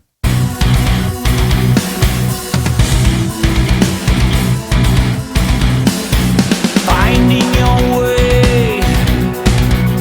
And I love that Jordan like moves between these retro sounds. We've heard him use like these kind of science fiction sounds to just these beautiful, strong piano sounds.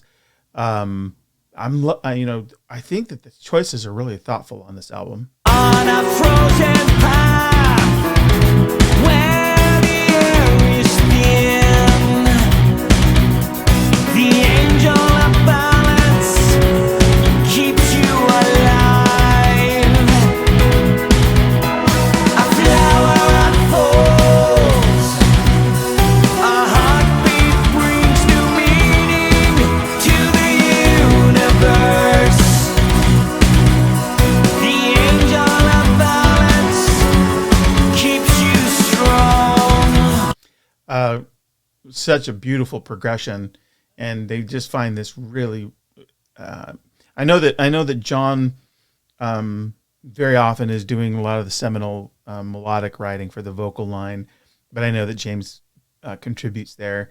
I really love the choices they've made on this record. Discovering what has been all along. Spinning through life, lost in that spiral of time. Turning the stone, circles of darkness and light. Remember hereafter.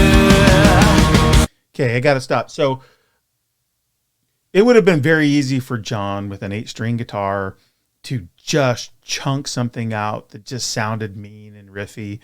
And frankly, that's what I think a lot of people expected that they would hear. What is so remarkable about this tune is that we get the sonic presence of those low notes on this new instrument. But they ladder up to a tune that's starting to say something lyrically that really important, I think. Not the end all beat all. It's not all about the lyrics, but I know that these are things John cares about. But the music itself, like it's what I love about it is the obvious thing would have been just to write something that's just a terrifying riff, and we all just behold it and love it and crank it. They didn't do that. I mean, there's places where you can just listen to it for that, especially that opening. But the songs evolved beyond that, and I love that there's a maturity of songwriting in that approach. And that's who Dream Theater has evolved to.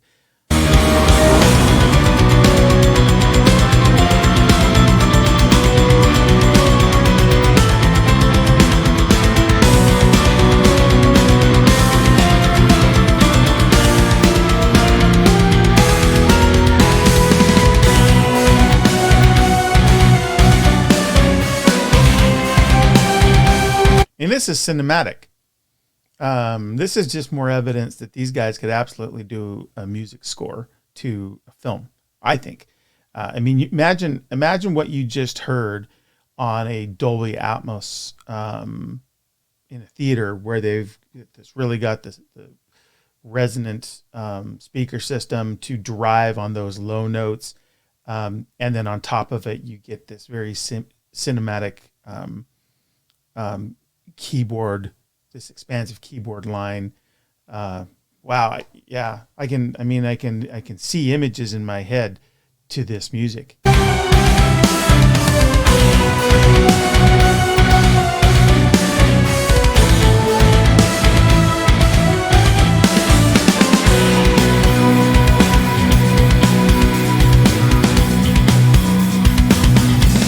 Cool. Hearing Myung driving it down there. You made it to the top, just to find out you're only halfway there. All along, missing the point of the journey. The wear of the soul, like a peak so high. You look inside your eyes, searching out a dream, climbing, reaching further, and the voices of the angels bring you closer. Man, that gives me chills. The lines and the harmonies over, this is some of the stuff I just love about listening to James sing. Spinning through life, lost in the spiral of time, turning the scope, circles of darkness and light. Remember hereafter. Hear that? Like, they've got all this expansiveness as they've mixed and harmonized the line, and then you get this line that feels a little bit drier. The double is mixed so far back, it sounds like a single voice, and so it cuts through. It's as though, pay attention to this, and the line is remember hereafter. So, it's possible that I'm just seeing all of this because I'm interpreting it through the lens of my experience and my own biases and likes and dislikes of music. It's also possible that the people constructing the music and writing the music and helping to mix and record the music are thinking about this too. I mean, I think this is part of what a good producer does, is they look at how it is that the tools at their disposal can help to evince something unique with the composition. And John's obviously does, I think, most of the producing now. And I know how thoughtful he is. So maybe I'll get a chance to ask him sometime. But I think that this is part of the nuance that I'm hearing on this record, where they are making choices about the harmonies. James is making choices about in concert, I'm sure, with the rest of the guys, where they're bringing up the double track, where they're mixing the lower fifth of the lower octave, how that's playing against what Jordan's doing and the choices Jordan's making, and not to be left out. The way, the drum tones on this record, I'm really, really loving. And it's sounding like an unqualified rave review. I don't mean it to be, but I'm noticing things that I think are unique about it. And it'll take a long time for me to figure out how I feel about this relative to all the rest of their work. But one of the things that just screams out to me is we've got a band of people in their mid 50s, I think, although I think Jordan may have turned 65 yesterday or the day before, who are improving at their compositional skills. I mean, I think we all know that we love the technical facility and the fireworks, but what makes Dream Theater is that they're great songwriters, because there's a lot of guys who can play, and there's a lot of bands with all the ability, but they've broken through to the degree they have. I mean, they're not playing arenas, but they have a fan base that is persistent and growing and so loyal. And I think it's because it's on the strength of the songwriting right from the very beginning, but continually seasoned. And this record, it just is a phenomenal effort at musicians that are continuing to try and grow. That's how it comes off to me.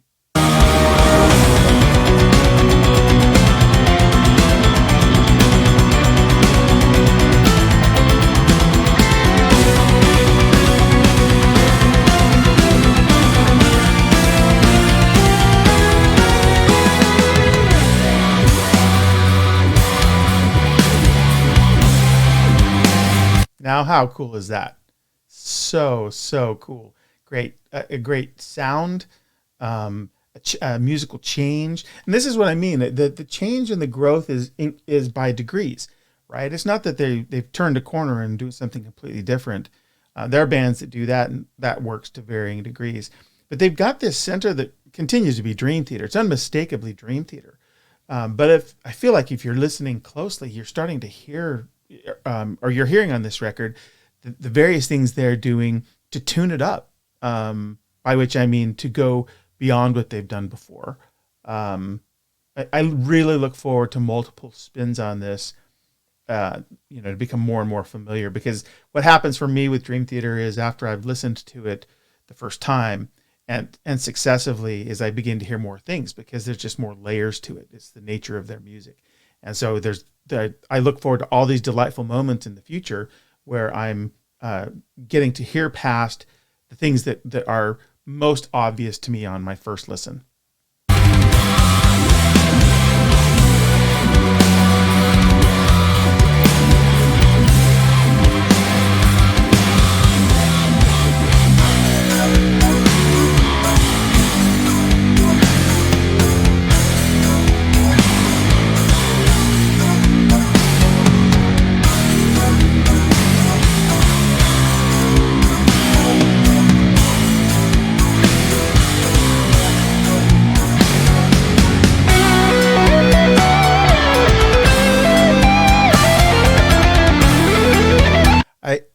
I can't comment on guitar like others have and will, who are guitar players, and so they know all the things. But that felt like a mode that I've not heard John use very often in his soloing before, and so it made me take note.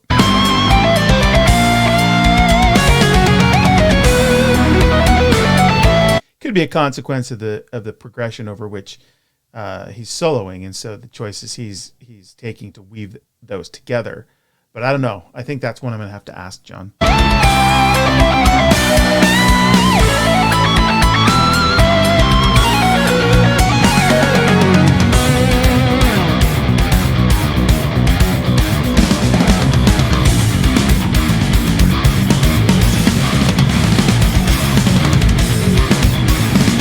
See, that's a riff section where if you've got that kind of stereo and bass speaker or amp, oh my gosh, that's just got a rip.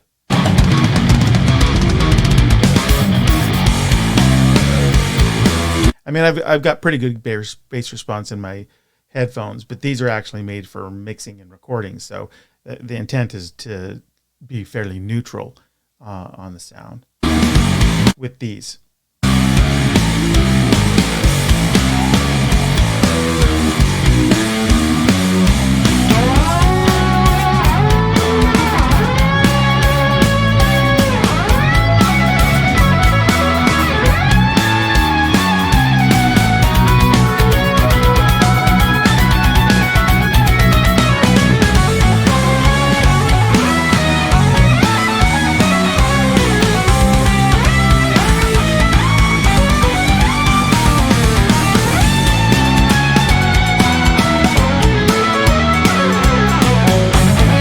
think I can hear him with one hand doing the solo with a cool patch. I can't place where I may have heard that before.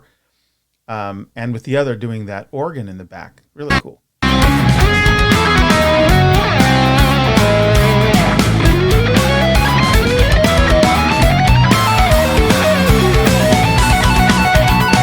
And I feel like the rhythm that John has found there, and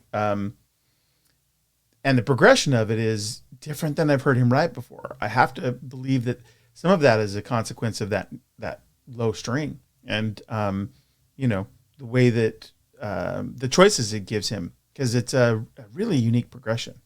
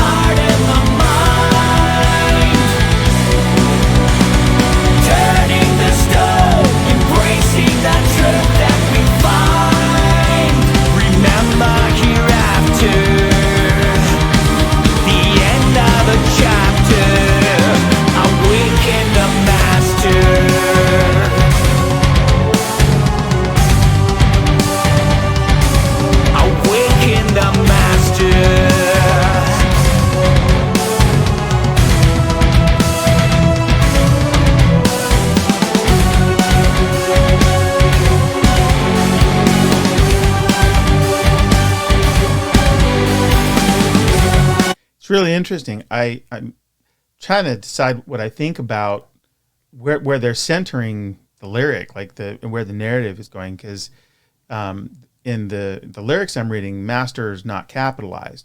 I had expected it would be based upon how this chorus plays out, as an allusion to any number of things, but as not a concept, but as an individual, a person. And I don't know if maybe this is a typo, or if it's meant to be typifying something versus speaking to a personification or a particular person. I like both ideas just as sort of a mental exercise. I'm going to have to go back and reread this several times. And I just enjoy doing that to try and find sort of a narrative center on the tune.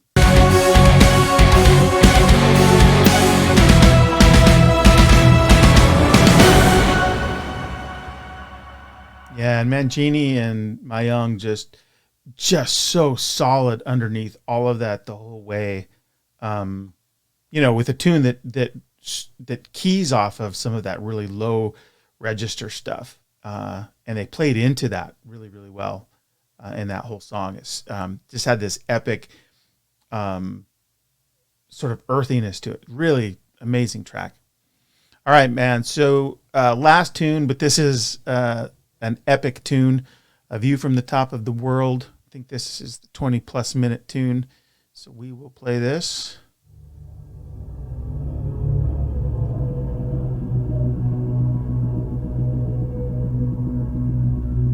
Okay, this comes in parts.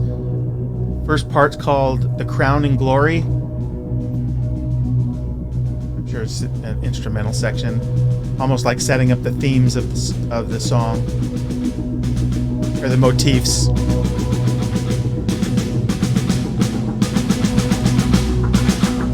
And again, man, I've hearing some echoes of scenes from a memory. I'm gonna have to go back if I get ambitious about it and see if I can't find the songs, the sections of songs where I feel like I'm hearing that, because it's strong to me. I don't know.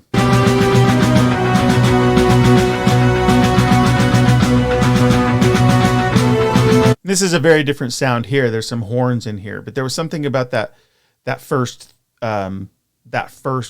guitar riff signaled that. But now it's changed, and now there's this more cinematic thing with the horns.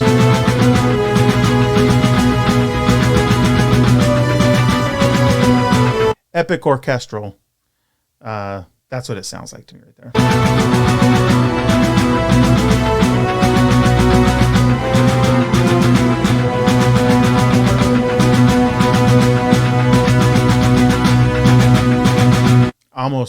There's almost a Star Wars sense in that to me.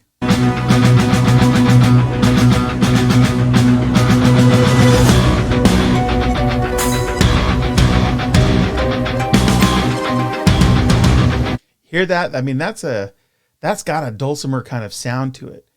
Yeah, that's really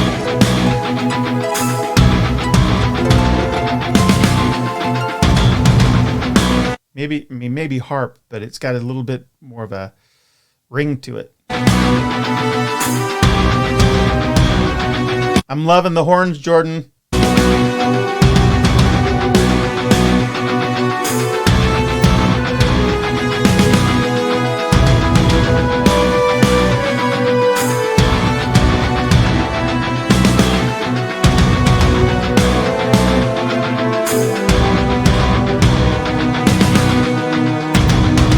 Can you imagine how this is going to sound live? That gives me chills. Oh my gosh.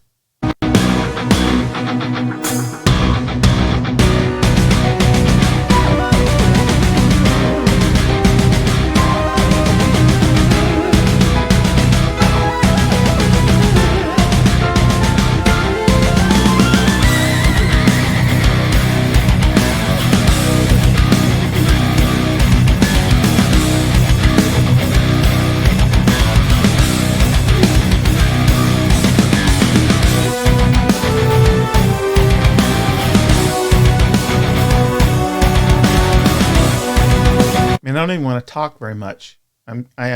This is already probably my favorite song on the record.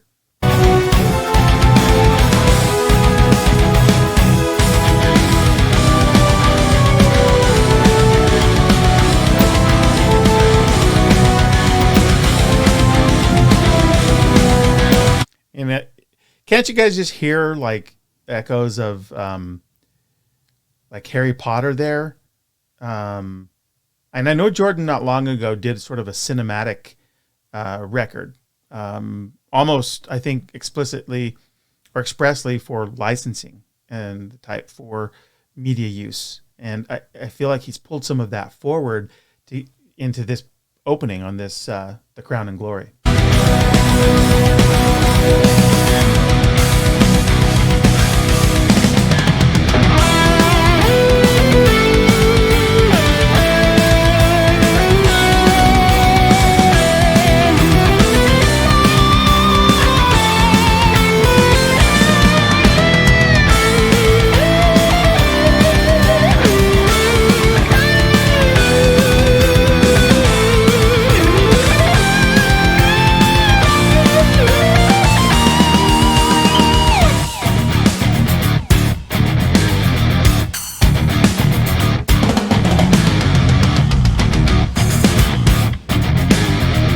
Got one of those sections where you're trying to count it. If you're a musician, you're trying to count it. The fire that burns within us to carry out a dream, chasing new ambitions, determined to succeed, to stretch beyond our limits, to blaze a brand new trail, bold enough to conquer, brave enough to fail.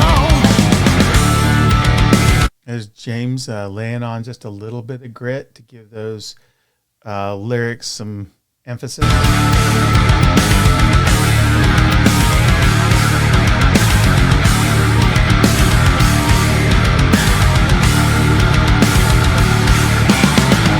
Sheer determination, taking nerves of steel, always digging deeper, danger all too real, to rise above the challenge,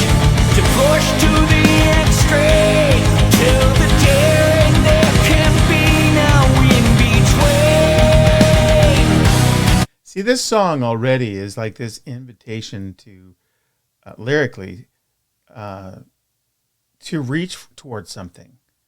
And I feel like that's been a theme we've talked about a little bit on a couple of these tracks. Getting past the fear, being brave enough to fail, it says here. But that there's an optimism and an invitation to kind of move beyond our own self-imposed limitations.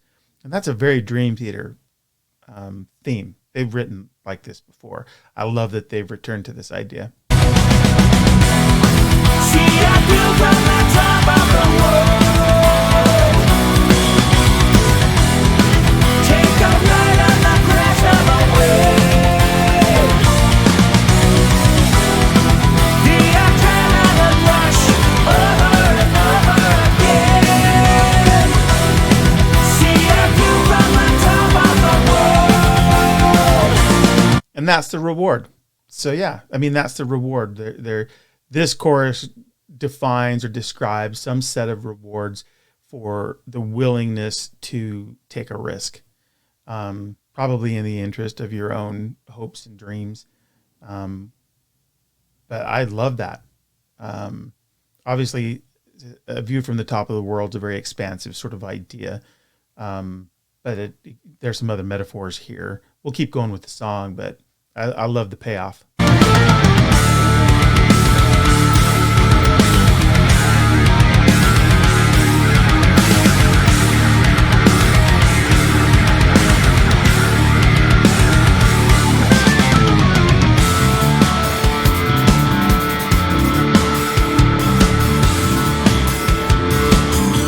That's a very Dream Theater breakdown right there.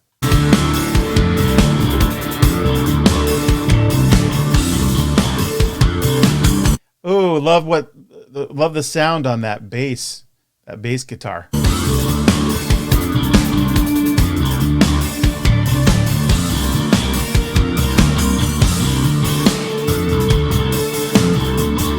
Hear that? It's a half step. So cool. Myung, man, your subtleties in the background are killing me. All my natural instincts are begging me to stop, but somehow I carry on, heading for the top, a physical absurdity, a tremendous mental game, helping me understand exactly who I am, to face a new adventure, to conquer the insane, lured into madness, addicted to the pain. So really cool, man. These verses here are describing these sort of preconditions to delayed gratification, reaching the top of the world. But some of these things are challenging, physical, mental, insanity, like the being willing to risk.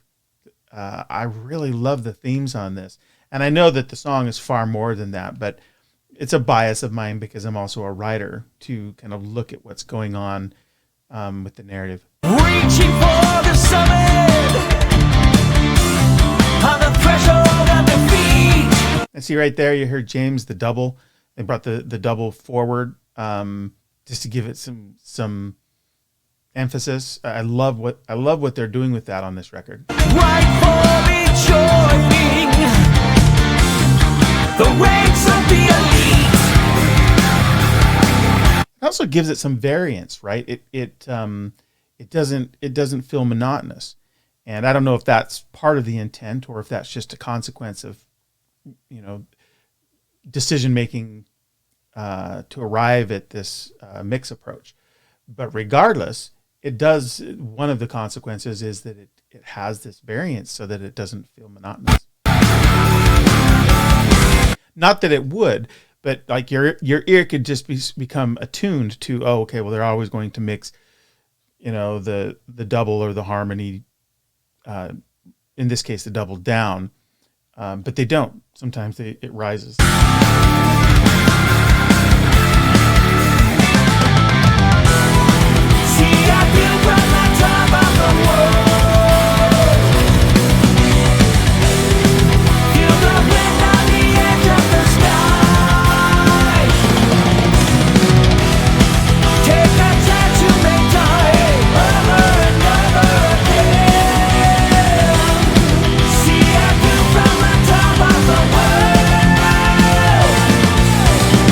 That's great. So it reminds me of thematically of the great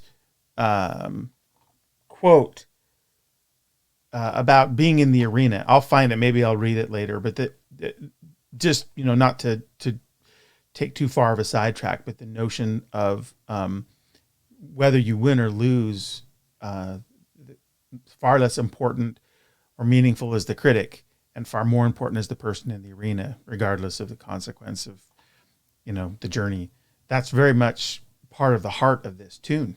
And it's a really valuable idea in today's day and age, I have to say, because it's so easy to be a critic now, right? With social media and all of it. And I don't want to get too high-minded about this, but it's so easy for people to tear down, and so consequently, or as a result, it can be difficult for the person, anybody who's reaching for something, because it's easy for people to try and tear you down. I love the invitation here to put, defy that in the interest of something you care about.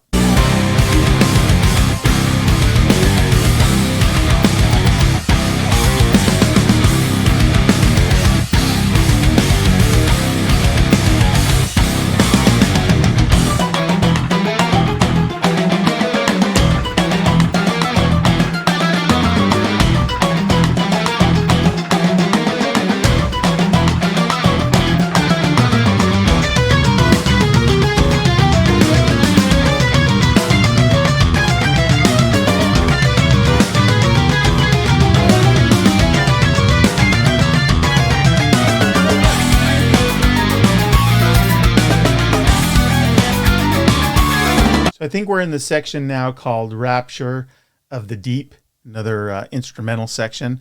And this is very Dream Theater. The rhythms and the choices of the instrumentation, to give it sort of these rhythms going on.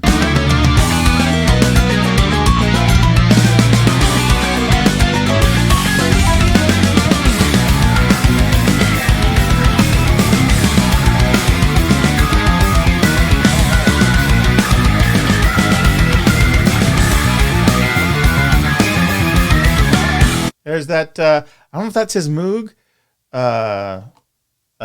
or if that's just another organ patch, but that is just so killer, Jordan.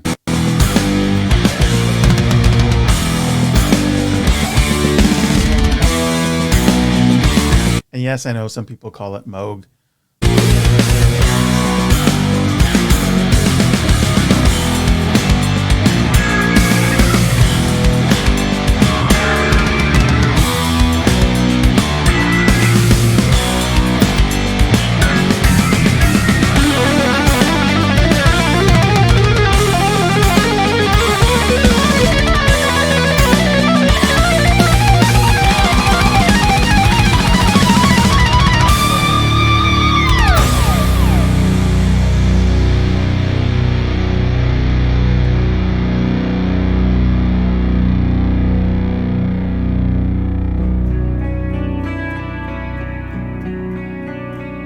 Shades of a change of seasons.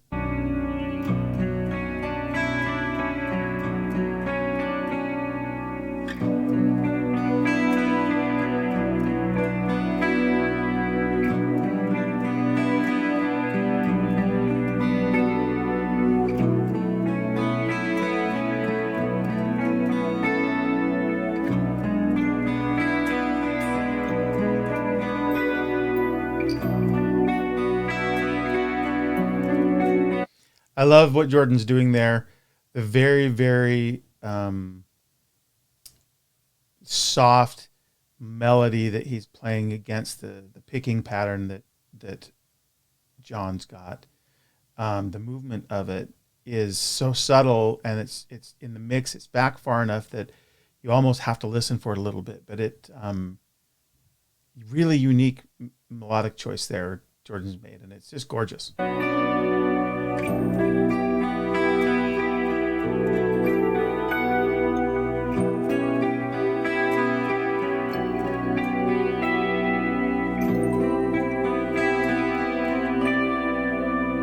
And of course the other tinklies that he's adding.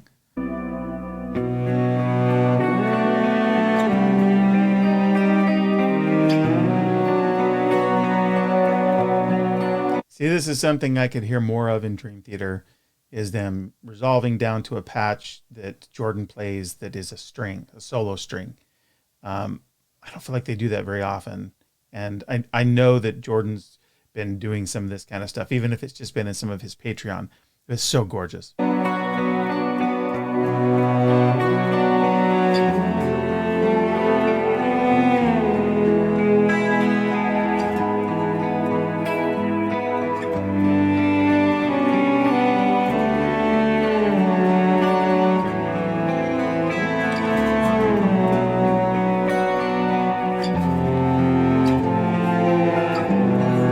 He's going to play this on GeoShred.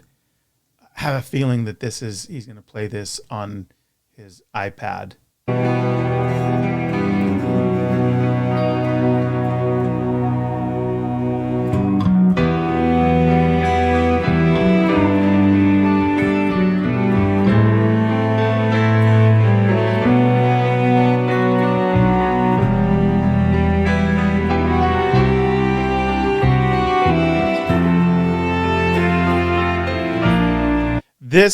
This again, I get chills listening to this. This again for me is quintessential Dream Theater. Not to put too fine a point on it, but their band name, a band name is a band name. But in their case, it's kind of apropos of the music, in my view.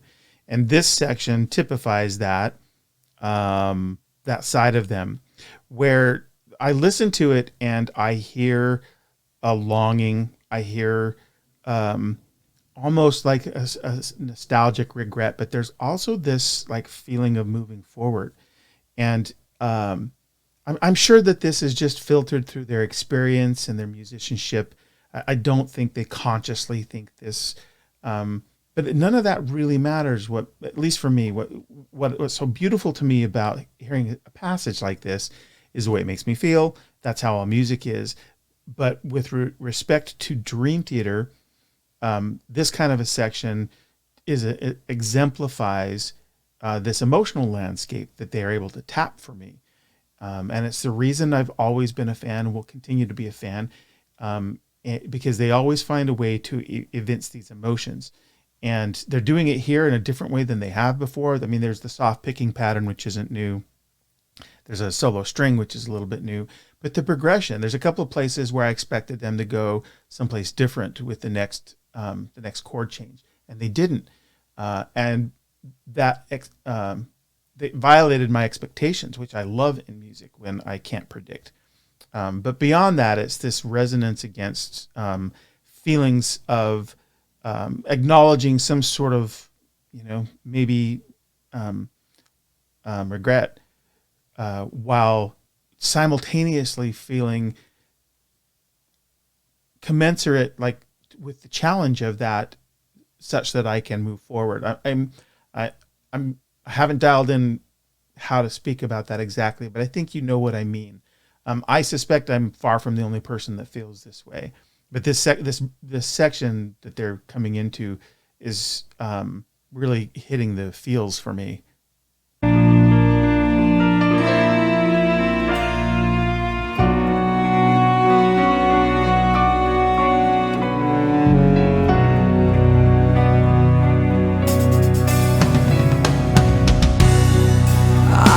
Begin the blind descent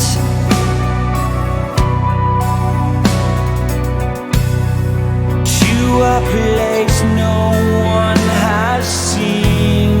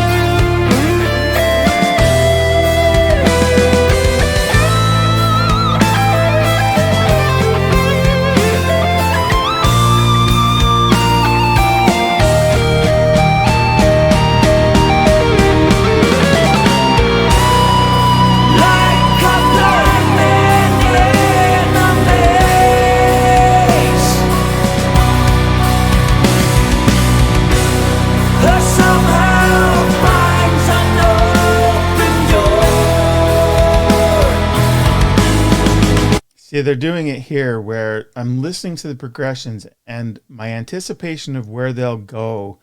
Um, they're doing different things, and um, again, violating my expectations. So I love it because I don't know how it's going to weave forward, and then how the vocal melodies come in on top of that to make sense of it for me. Is just so magnificently done. I can tell on this listen, as I think I mentioned before, that on subsequent listens, it's going to be so much richer, because I'll begin to have a better sense of where things are going to go. But yeah, this ability that they're exercising in this song to not make the obvious next choice is, it's part of what makes them as good as they are, at least in my view. The beauty and the danger and the yearning to explore always keeps me coming back for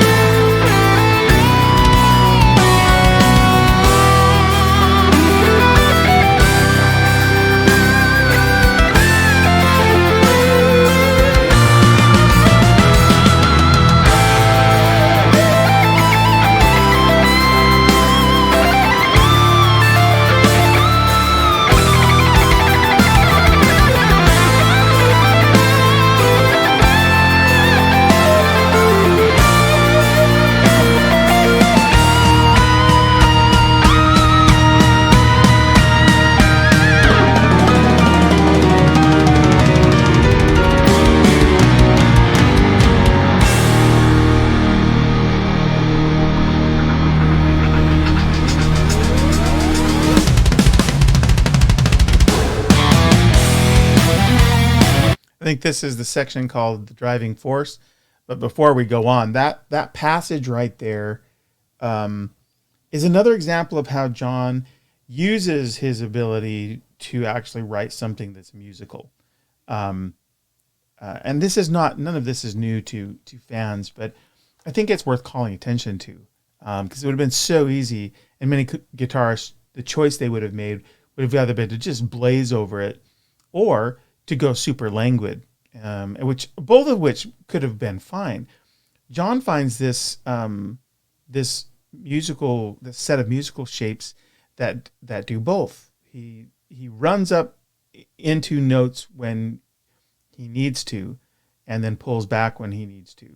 And I think this is instinctive in him by now, or maybe always was, but so beautifully written. This is going to be one that will have lots of replay value.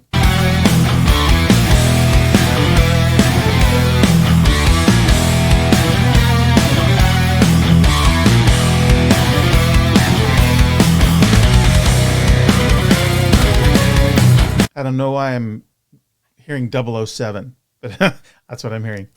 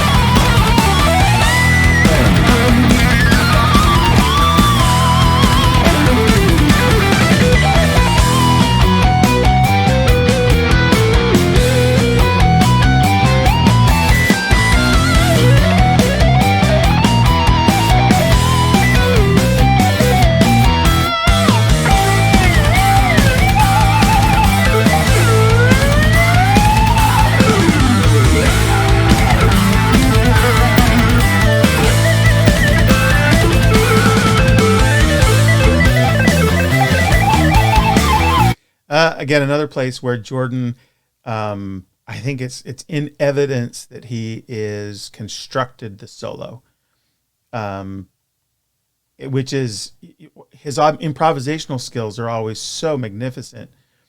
But this is one where it seemed like he was very thoughtful in how he meant to, drive melody against the rhythm of the song. Just amazing.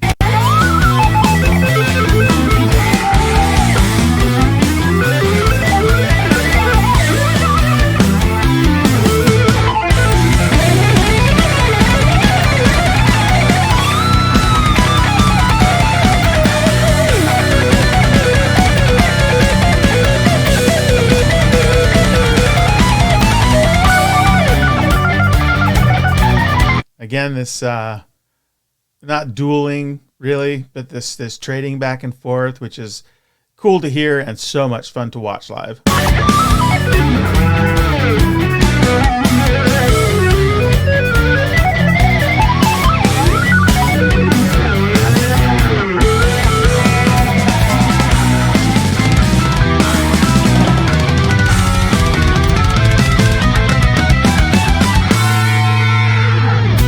When you hear the whole band catching those figures like that, so musically and so sharp, I mean, it's just quintessential Dream Theater.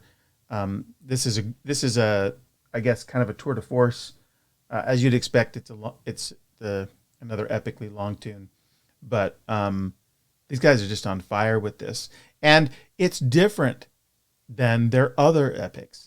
I mean, there's shades of it here and there, but it really uniquely different than their other really, really long songs.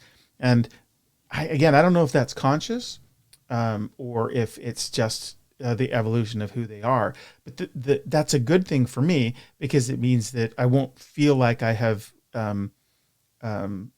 addressed myself to this music before, and that it's of a sameness, because it's not. At least for me.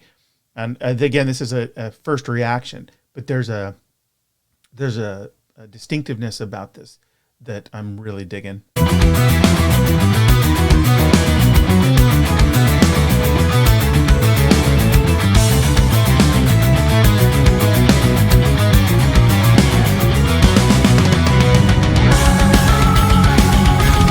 There's Jordan with some cool retro tune or sounds.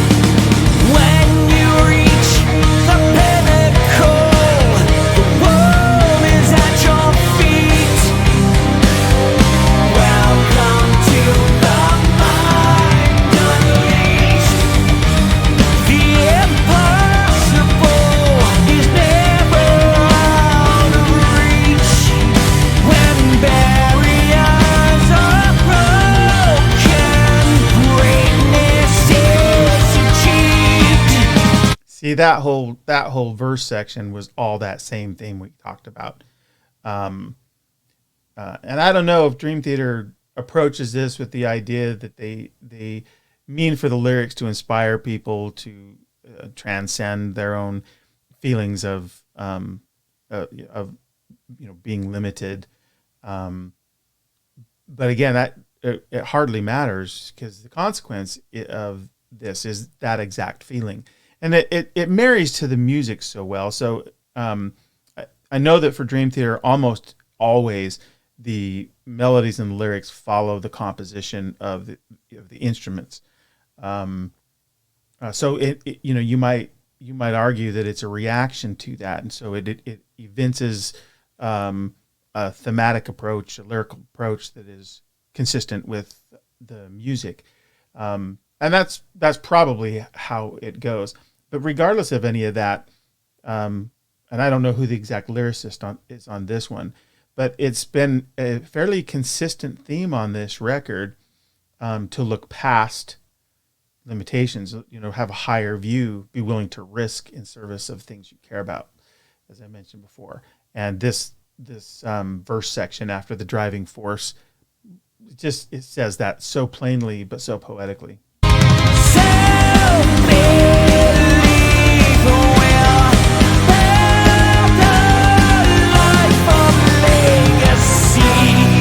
Hear that? Self-belief will build a life of legacy. I mean, that's exactly what we've been talking about.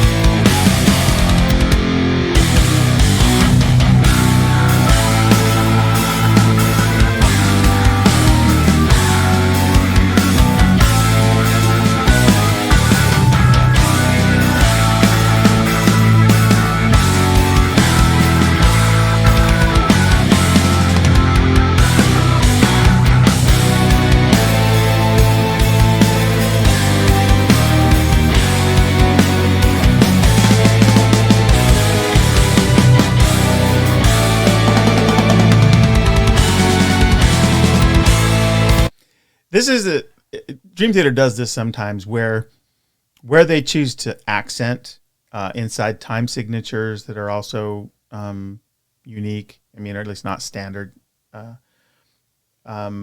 Creates this like almost freeform feeling, like the music's not obeying any rules, and that unpredictability is part of what I think many fans love about it. And then, of course, after you listen to it a few times, it starts to just make sense in your head from repeated listening. But right now, it's like I'm just kind of processing all this sonic information that's coming with unique accents. And I kind of love this sort of thing. So they're hitting all my buttons on this one.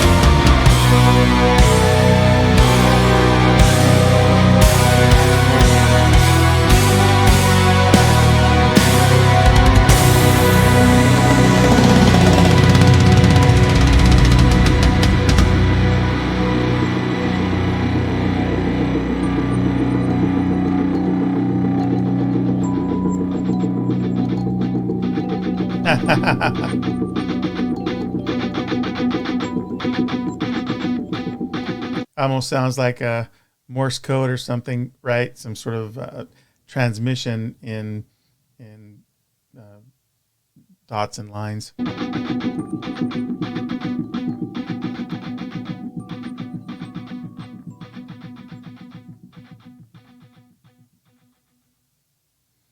Well, there it is. So I expected to love this album, but I have enjoyed it more than I thought I would.